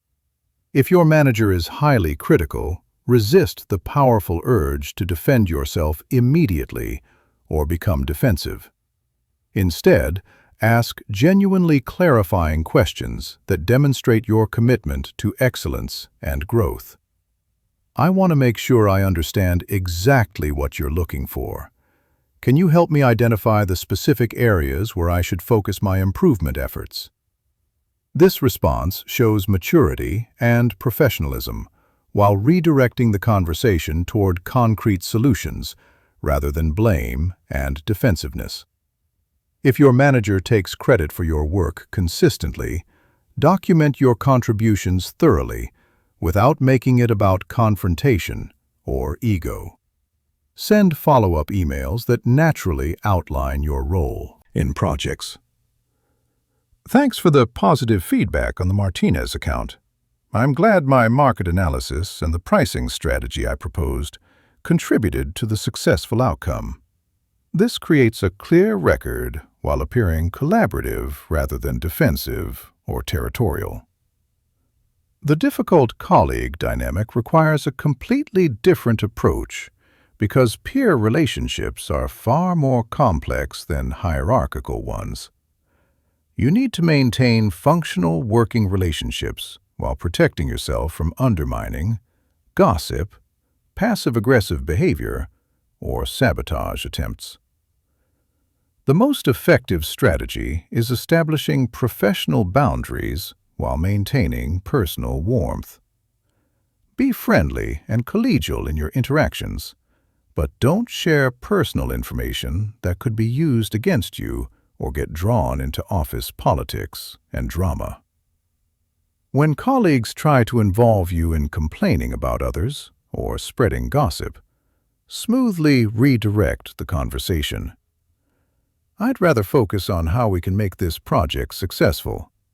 Or, I haven't had that experience with them, but let's talk about how to move forward productively. If a colleague tries to undermine you in meetings, respond with clear facts rather than emotions or personal attacks. Actually, the data shows, or, my experience with that approach has been, don't attack their credibility or character. Just present alternative information confidently and professionally. This approach makes you appear knowledgeable and reasonable while highlighting their inaccuracy without direct confrontation that could escalate. High-pressure deadline situations are where emotional control becomes most critical and most visible. When everyone around you is stressed, reactive, and panicking, your calmness becomes a genuine superpower. You can think more clearly, make better decisions, and often become the person others naturally look to for leadership and stability. Create robust personal systems for high-pressure periods.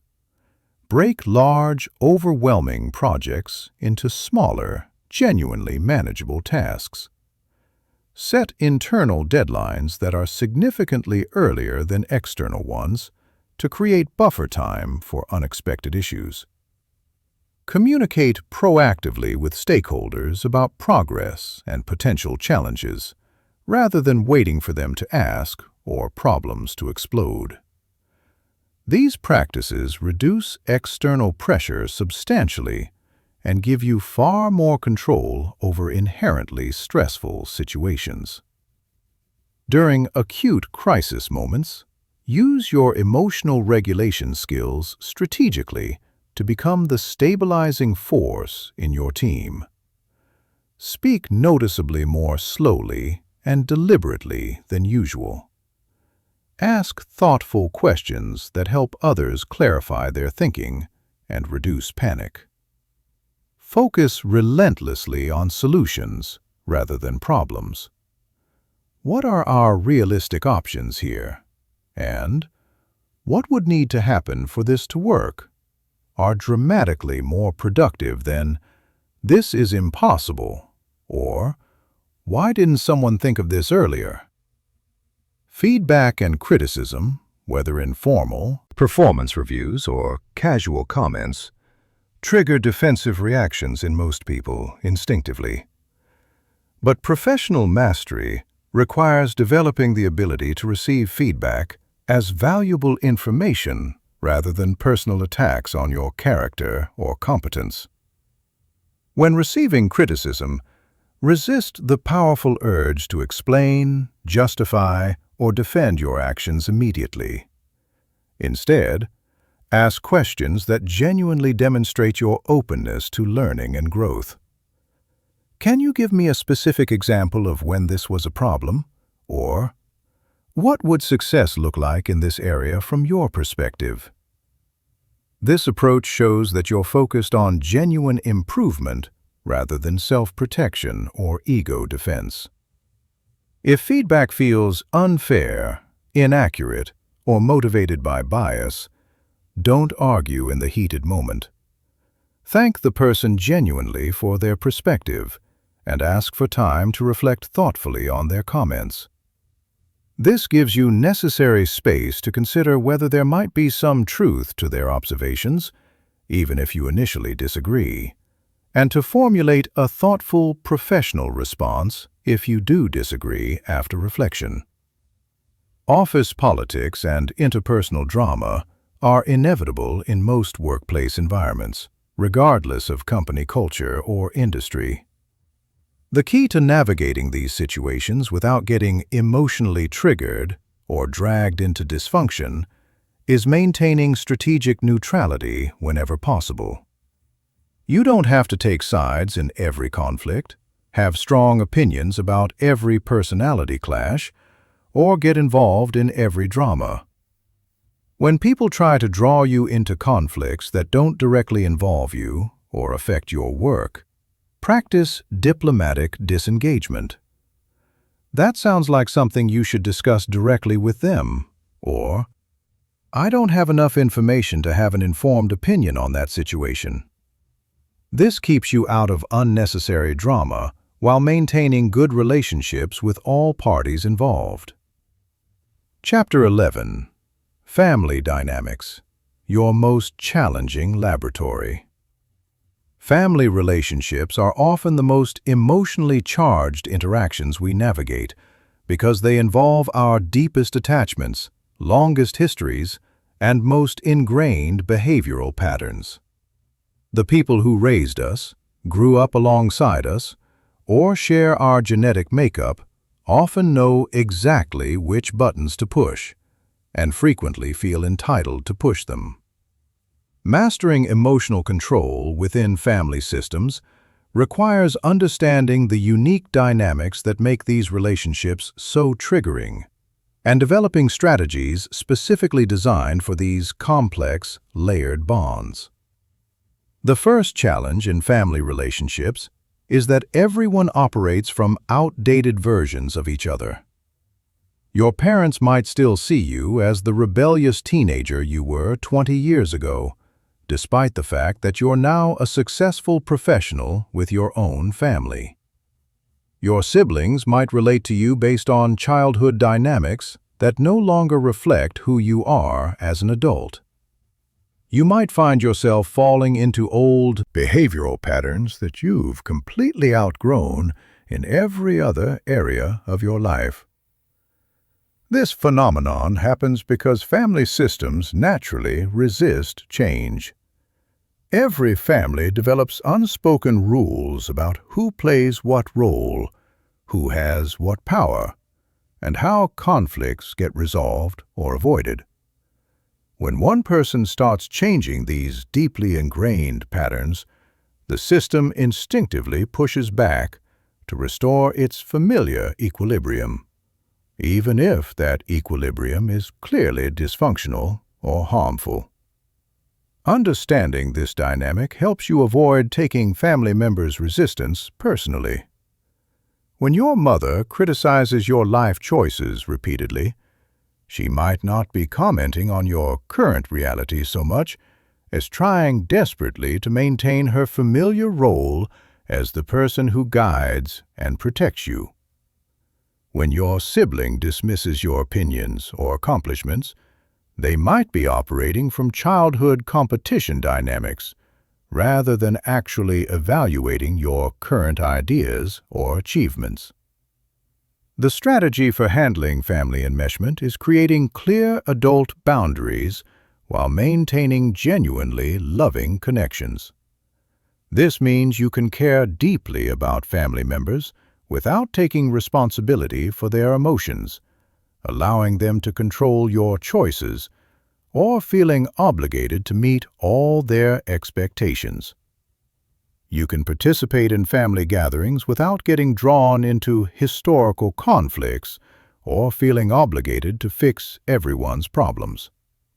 Holiday gatherings and family events are particularly challenging because they force you to spend extended, intensive time with people you might not choose to be around in other circumstances.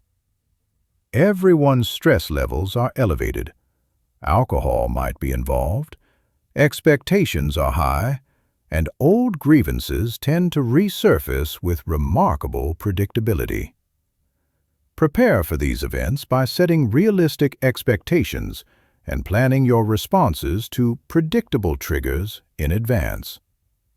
If Uncle Ray always makes inappropriate political comments that derail dinner, decide beforehand that you won't engage in those debates, no matter how strongly you disagree. If your mother always comments on your appearance, relationship status, or life choices, prepare neutral responses that don't escalate the situation unnecessarily. Create practical exit strategies for overwhelming situations. Drive yourself to events so you can leave when necessary without depending on others. Set reasonable time limits for visits beforehand. Have polite phrases ready for disengaging from problematic conversations.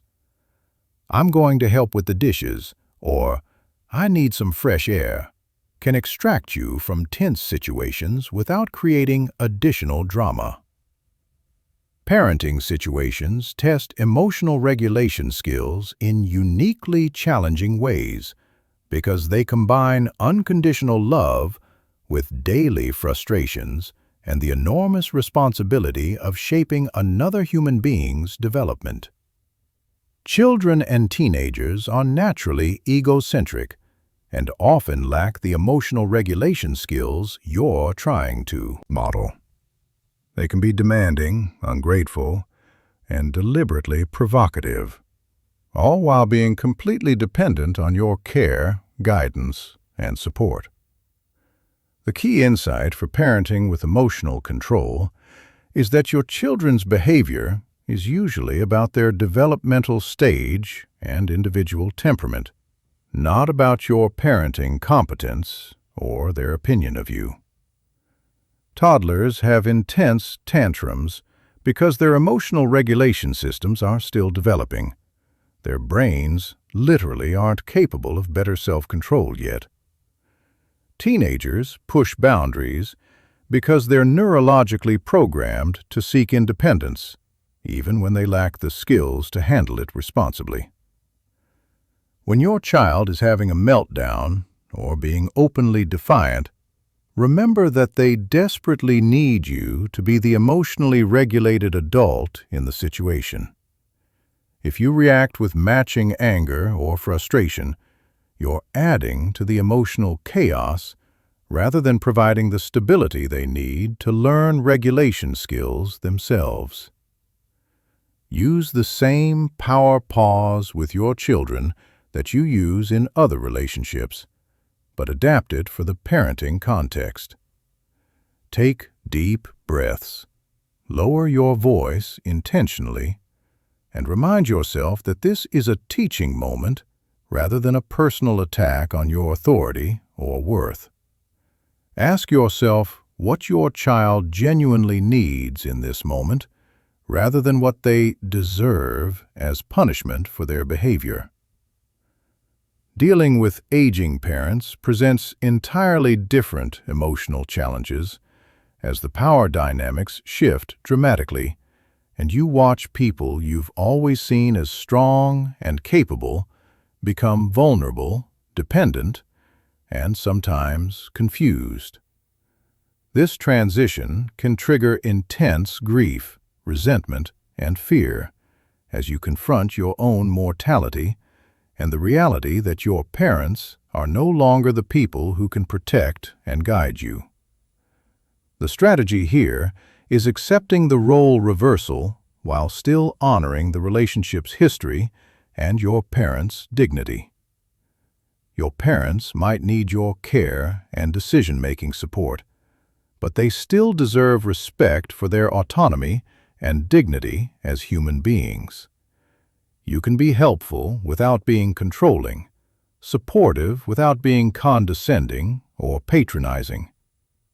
When elderly parents become difficult, irritable, or resistant, remember that they're often dealing with profound loss of independence, chronic physical pain, cognitive changes, or deep fear about their future.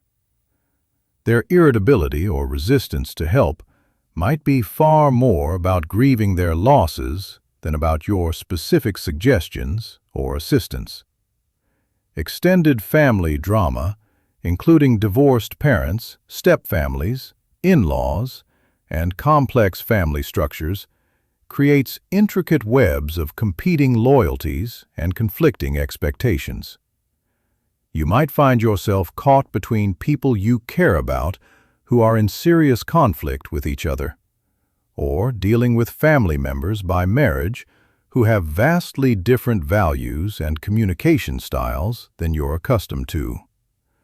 The principle here is that you absolutely cannot fix other people's relationships or resolve conflicts that existed long before you arrived on the scene. Don't try to mediate between divorced parents, reform difficult in-laws, or create harmony in blended families through sheer force of will. Focus on maintaining your own individual relationships with each person rather than trying to manage the larger, dysfunctional family system. Set clear, firm boundaries about what you will and won't discuss with different family members. You don't have to listen to endless complaints about other family members or carry messages between people who aren't speaking to each other. That sounds like something you should discuss with them directly, becomes a standard, practiced response to triangulation attempts. Chapter 12. Social Mastery, Navigating the World Outside. Social situations outside of work and family present their own unique challenges for emotional regulation. Whether you're dealing with strangers in public spaces, acquaintances at social events, or service providers in commercial transactions, these interactions test your ability to maintain composure when you have no ongoing relationship to protect and limited information about the other person's motivations, constraints, or circumstances. The first principle of social mastery is recognizing that most people's behavior in public reflects their internal state rather than their opinion of you. The rude cashier might be dealing with a personal crisis, working a double shift while exhausted, or being pressured by management to process customers faster than humanly possible. The aggressive driver might be rushing to a medical emergency, dealing with severe stress, or struggling with road rage as a symptom of deeper emotional problems they haven't addressed. This understanding helps you depersonalize public rudeness and inconsiderate behavior effectively. When someone cuts in line, speaks dismissively to you, or seems unreasonably demanding, your first assumption should be that their behavior says far more about their day, their personality, or their current circumstances than about your worthiness of respect or consideration. Customer service interactions are particularly testing because they often involve problems, frustrations, and power imbalances. You might be dealing with a company's mistake, trying to get help with a complicated issue, or seeking resolution for something that's causing you genuine inconvenience or expense. The person helping you might have extremely limited authority to solve your problem, be following strict scripts or policies they didn't create, or be dealing with dozens of similar complaints every single day. The key to successful customer service interactions is collaborative problem-solving rather than adversarial demanding. Start conversations by acknowledging the other person's position and humanity. I know this probably isn't your fault, but I'm hoping you can help me figure out a solution that works. This approach makes the representative your partner in solving the problem, rather than your opponent in a battle. When you encounter policies or responses that frustrate you, ask questions that help the representative think creatively, rather than just following standard procedures mechanically.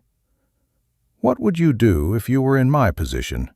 Or, is there someone else who might have different options available? These questions invite them to go beyond their initial response, without making them feel criticized or attacked.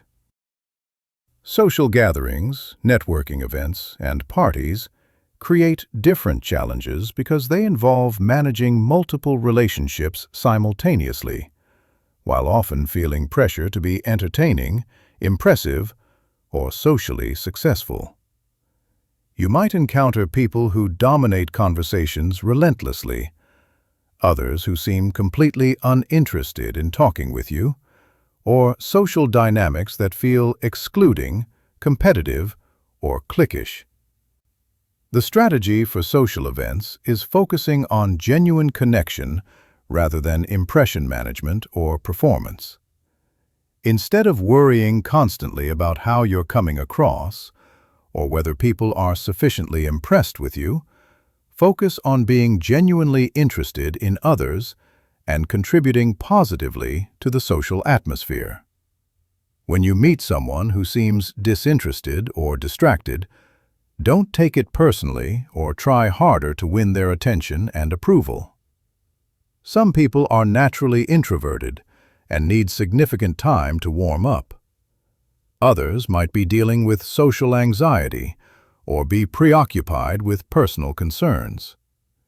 Give them space while remaining friendly and available if they want to engage.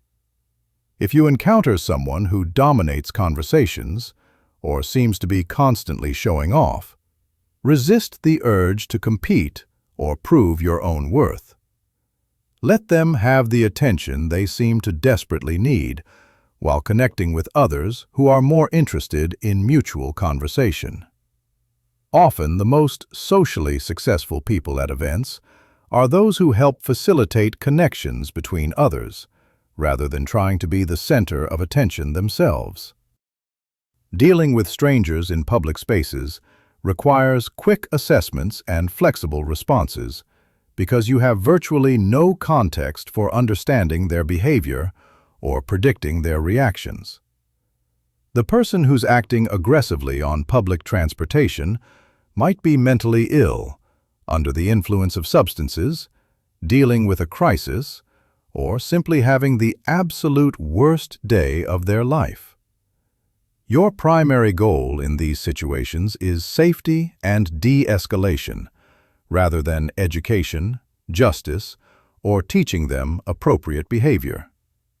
You cannot teach strangers how to behave properly, and attempting to do so often escalates conflicts unnecessarily and dangerously. If someone is being rude, inappropriate, or threatening, your best response is usually to disengage politely and create physical distance. When you witness conflicts between other people in public spaces, resist urge to intervene unless someone is in immediate physical danger. Most public arguments are between people who know each other and have ongoing issues that you don't understand.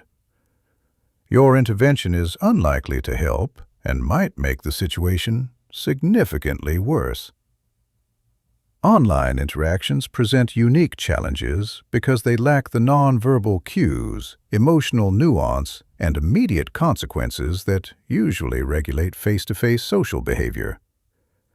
People often say things online that they would never say in person, and misunderstandings escalate quickly without the softening effects of tone of voice, facial expressions, and body language.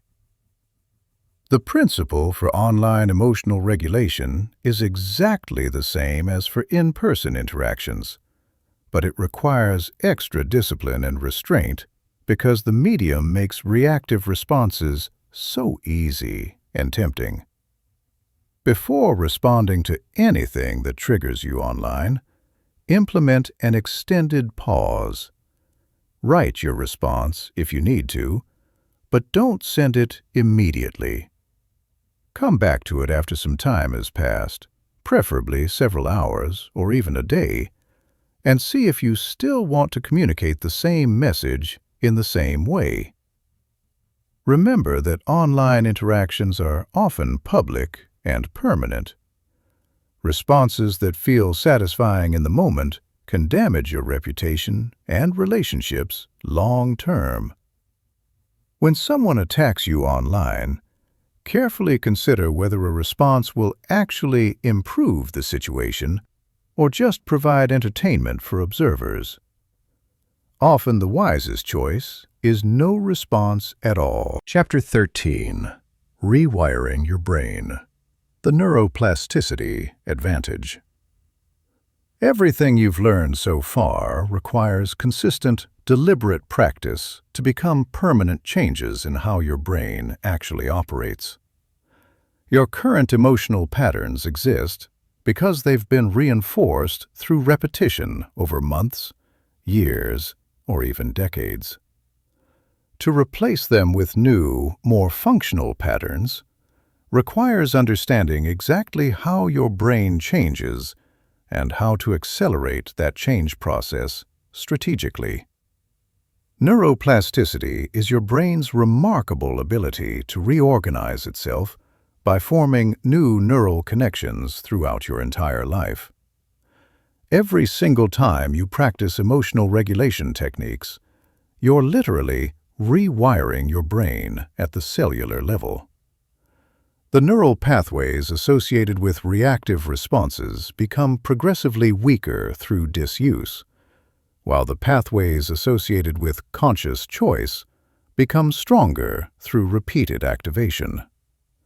This process explains why emotional control genuinely gets easier with consistent practice, and why occasional lapses don't undo your progress entirely.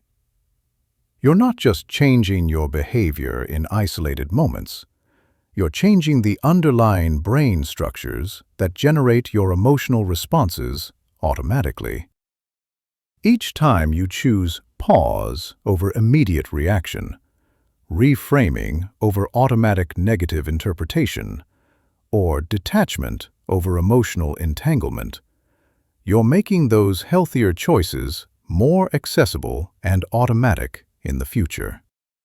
The key factors that accelerate neuroplastic change are consistency, emotional intensity, and progressive novelty.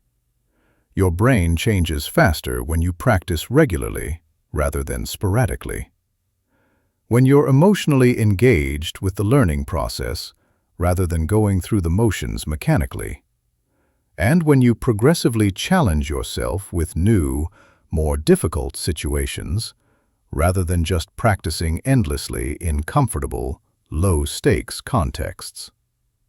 This understanding leads to specific strategies for accelerating your emotional mastery development. First, create daily practice routines.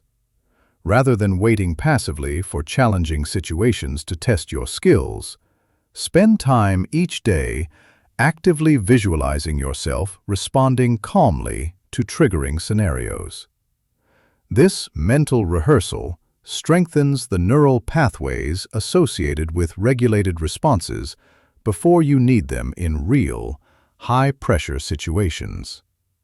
Second, use emotional intensity deliberately to your advantage during practice. Don't just think abstractly about staying calm. Imagine yourself feeling genuinely peaceful and composed in difficult situations with real sensory detail. The stronger the emotional component of your mental practice, the more effectively you're rewiring your brain for actual performance. Third, progressively challenge yourself with more difficult scenarios as your skills improve. If you've mastered staying calm with mildly annoying people, intentionally practice with more challenging personalities.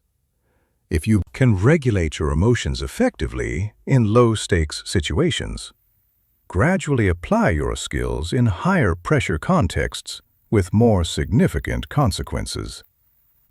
The science of habit formation reveals why some people successfully transform their emotional patterns permanently, while others remain stuck despite good intentions and genuine effort.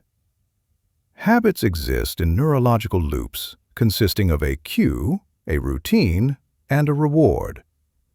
To change emotional habits effectively, you need to identify the cues that trigger reactive responses, develop new routines for handling those cues, and ensure that the new routines provide satisfying rewards that your brain values. For example, if criticism from your manager is a cue that automatically triggers defensive anger, you need to recognize that cue as early as possible and replace your defensive routine with a regulated response routine. The reward needs to be something you genuinely value more than the temporary satisfaction of defending yourself, such as maintaining your professional reputation, feeling proud of your self-control, or preserving a functional working relationship. The most effective way to establish new emotional habits is through what researchers call implementation intentions. Instead of vague general goals like, "I want to stay calm more often," create specific if-then plans. If my coworker interrupts me in a meeting, then I will take a deep breath and wait patiently for them to finish before responding calmly. These specific plans help your brain automatically choose regulated responses instead of having to make conscious decisions in triggering moments when your thinking is already compromised. Understanding the role of chronic stress in neuroplasticity helps explain why emotional regulation skills seem to disappear during high-pressure periods. Chronic stress floods your brain with cortisol, which significantly impairs the functioning of your prefrontal cortex and makes your amygdala dramatically more reactive and sensitive. This means you need to actively manage your overall stress levels to maintain reliable access to your emotional regulation skills. Stress management for neuroplastic optimization includes obvious physical practices like regular exercise, adequate sleep, and proper nutrition. But it also includes mental practices like meditation, mindfulness, and regular relaxation that create optimal brain conditions for continued emotional growth. The compound effect of neuroplastic change means that your efforts build on each other exponentially over time. Early progress might feel frustratingly slow because you're working against well-established patterns with deep roots. But as new pathways strengthen progressively, change accelerates dramatically. People who stick with emotional regulation practice consistently often report breakthrough moments when skills that felt forced and artificial suddenly become natural and effortless. This understanding helps you maintain motivation during the inevitable plateaus and temporary setbacks that occur during any significant learning process. Temporary lapses don't mean you're not making genuine progress. They mean you're still in the process of rewiring deeply ingrained patterns. Each time you notice a reactive response and consciously choose a regulated alternative, you're strengthening your new patterns significantly, regardless of whether you feel like you're improving day to day. The social dimension of neuroplasticity reveals why your relationships and environment significantly impact your emotional development. Your brain is constantly adapting to the social contexts you spend time in. If you're surrounded by highly reactive people, your brain adapts by becoming more reactive to match. If you spend time with emotionally regulated people, your brain adapts by developing greater regulation capacity naturally. This means that part of your emotional mastery strategy should include consciously choosing environments and relationships that support your growth. Actively seek out people who model the emotional skills you want to develop. Strategically limit time with people who consistently trigger your reactive patterns. Create physical environments that support calmness and focus, rather than stress and constant distraction. Chapter 14. The Mastery Mindset. Long-term emotional evolution. Developing the ability to never get angry or bothered by anyone isn't a destination you reach and then maintain effortlessly forever. It's a continuous process of growth, refinement, and deepening mastery. The people who seem naturally calm and unshakable have developed what I call the mastery mindset, a way of approaching life that treats every challenging interaction as a valuable opportunity for growth, rather than a problem to endure or avoid. The mastery mindset starts with understanding that emotional mastery is a skill like any other skill. Just as a musician doesn't expect to play complex pieces perfectly without years of dedicated practice, you shouldn't expect to maintain perfect emotional composure without consistent practice and ongoing refinement. The difference is that with emotional mastery, your practice opportunities come naturally and constantly through daily life. Every difficult person you encounter is essentially a free training session. Most people see challenging interactions as things to avoid, minimize, or get through as quickly as possible. They try to minimize conflict, avoid difficult people entirely, and create lives that are as emotionally comfortable as possible. While this is completely understandable, it actually prevents growth and keeps you vulnerable to emotional reactivity when you inevitably encounter situations you can't avoid or control. The mastery mindset reframes difficult interactions as valuable training opportunities. That coworker who always criticizes your work becomes your patience trainer. The family member who consistently pushes your buttons becomes your detachment practice partner. The stranger who's rude to you in public becomes your compassion exercise. Instead of dreading these interactions or taking them personally, you start to actually welcome them as chances to prove to yourself that you can stay centered, regardless of external circumstances. The first principle of the mastery mindset is progressive challenge seeking. Just as physical training requires gradually increasing resistance to build strength, emotional training requires gradually exposing yourself to more challenging situations to build genuine resilience. This doesn't mean seeking out conflict unnecessarily or putting yourself in dangerous situations. It means consciously choosing to handle progressively more difficult interactions rather than avoiding them entirely. Start with genuinely low-stakes situations where the consequences of not being perfect are minimal. Practice staying calm with mildly annoying strangers before trying to maintain composure with your most triggering family members. Use minor irritations like slow service or technical difficulties as training grounds for bigger challenges.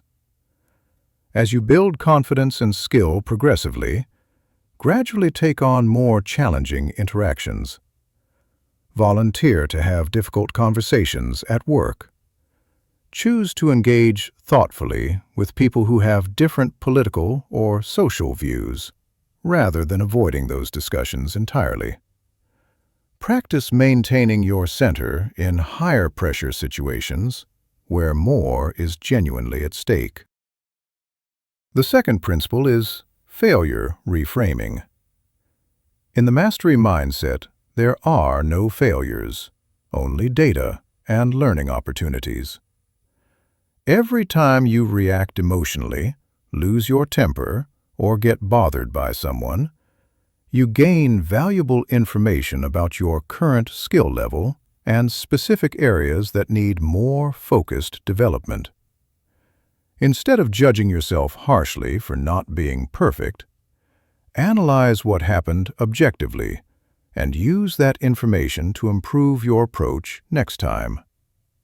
Ask yourself specific questions after challenging interactions. What was the specific trigger that caused you to lose your composure? What physical sensations did you notice before you became reactive? What story did you tell yourself about the other person's behavior? What technique could you have used differently? What would you do if the exact same situation happened again tomorrow? The third principle is pattern recognition and strategic adaptation. As you develop more experience with emotional regulation, you'll start to notice clear patterns in your reactions and in other people's behavior. You'll recognize your most common triggers, identify the early warning signs of emotional activation, and predict which techniques work best in different situations with different people. This pattern recognition allows you to become proactive rather than reactive. You can prepare mentally for challenging interactions by rehearsing your desired responses. You can recognize potentially difficult situations early and implement preventive strategies before things escalate. You can adapt your approach strategically based on the specific person and context, rather than using the same techniques mechanically in every situation. The fourth principle is teaching and mentoring others. One of the most powerful ways to deepen your own mastery is to help others develop their emotional regulation skills. When you teach someone else how to stay calm under pressure or how to handle difficult people effectively, you reinforce your own learning and often discover new insights about the techniques you've been practicing. This doesn't necessarily mean becoming a formal teacher or coach, though you might eventually choose to do that. It means being the calming, stabilizing presence in your family, workplace, or social circle. It means modeling emotional regulation for others consistently and gently helping them when they're struggling with reactive patterns. It means sharing techniques that have worked for you when people genuinely ask for advice. The fifth principle is continuous learning and refinement. The mastery mindset involves staying genuinely curious and open to new approaches, rather than thinking you've learned everything you need to know. Emotional regulation is a deep and complex skill with many layers and subtle nuances. There are always new situations to navigate, new techniques to try, and deeper levels of mastery to achieve. Chapter 15. Living as an emotionally unshakable person. When you've truly mastered the principles and techniques in this system, you don't just handle difficult people better. You become a fundamentally different person. You develop what I call emotional unshakability. a deep inner stability that remains constant, regardless of external circumstances. This isn't emotional numbness, disconnection, or becoming robotic. It's the ability to feel deeply while maintaining your center, to care passionately without being controlled, and to engage fully with life while remaining free from the emotional chaos that dominates most people's experience. Emotionally unshakable people have certain characteristics that clearly distinguish them from those who are still at the mercy of their reactivity. They have genuine confidence that comes from knowing they can handle whatever situations arise. This confidence isn't based on external achievements, other people's approval, or perfect circumstances. It comes from proven experience successfully managing their own emotional state under real pressure. They display remarkably consistent emotional responses across vastly different contexts. They don't have a drastically different work personality, family personality, and social personality. Their emotional regulation skills create a stable sense of self that shows up similarly in various situations and relationships. They become naturally attractive to others, not because they're trying to impress anyone, but because their emotional stability creates a palpable sense of safety and calm that people find deeply appealing. Others actively seek them out during crisis, genuinely value their opinions, and enjoy spending time with them because they don't add unnecessary emotional drama or reactivity to situations.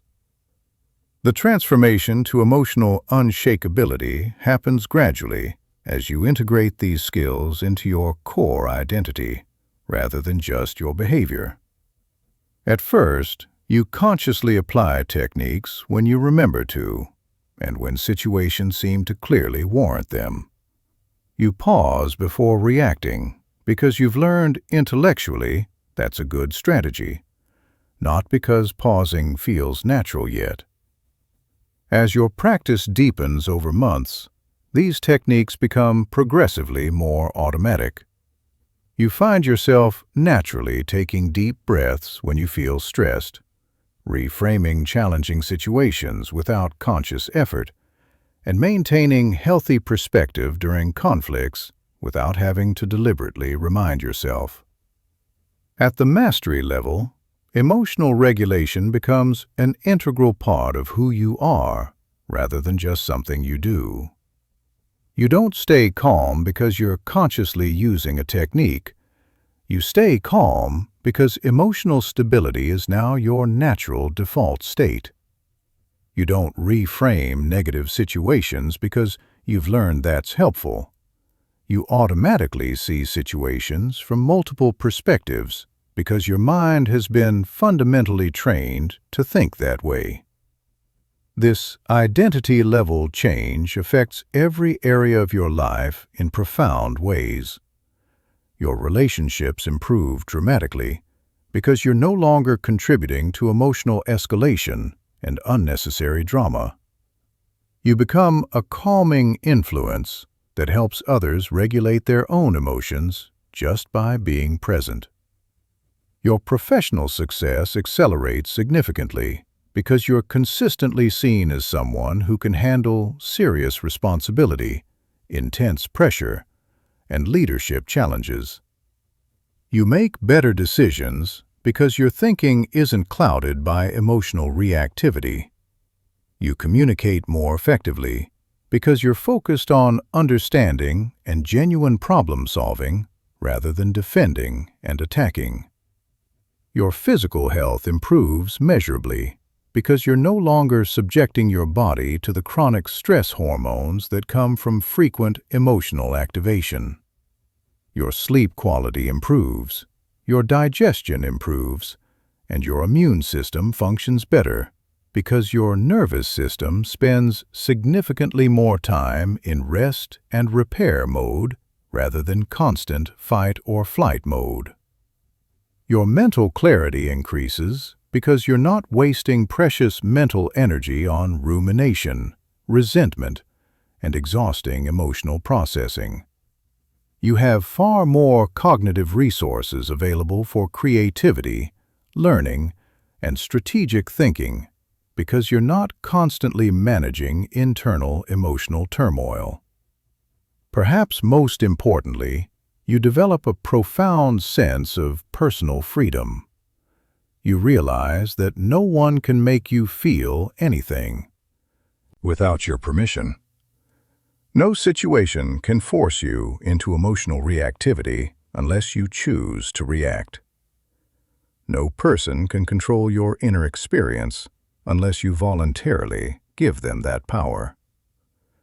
This freedom isn't loneliness or disconnection. You can still love deeply, feel passionate about causes, and experience the full, rich range of human emotions. The difference is that you experience emotions consciously rather than being overwhelmed by them. You choose your emotional responses deliberately rather than having them chosen for you by circumstances and other people's behavior. Living as an emotionally unshakable person means you've become the author of your own emotional experience, rather than a victim of external circumstances. You've developed the ability to maintain your inner peace regardless of the chaos swirling around you. You've learned to respond thoughtfully rather than react impulsively, to choose consciously rather than be chosen for. Conclusion: your journey starts now. This transformation doesn't happen overnight, and it doesn't mean you'll never feel angry or bothered by anyone ever again. It means that when you do experience these emotions, and you will because you're human, they don't control you anymore. They pass through you without taking up permanent residence. They inform you without overwhelming you. They motivate you without consuming you entirely. The journey to emotional mastery is genuinely one of the most worthwhile investments you can make in yourself, because it affects every single day of your life and every relationship you have. It's a gift you give not only to yourself, but to everyone whose life you touch. When you're no longer adding reactivity and drama to the world, you become part of the solution to humanity's emotional chaos, rather than part of the problem. Most people will live their entire lives completely at the mercy of their emotional reactions, triggered by every difficult person they encounter, stressed by circumstances they cannot control, and severely limited by the emotional patterns they developed in childhood and never questioned. But you don't have to be most people. You have the knowledge, the techniques, and the framework to become emotionally unshakable.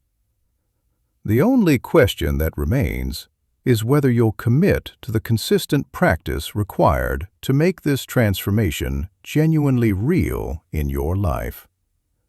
The choice is entirely yours, and it's available to you right now, in this moment. You can continue being bothered by difficult people, or you can become someone who is never bothered by anyone. You can remain reactive, or you can become truly responsive.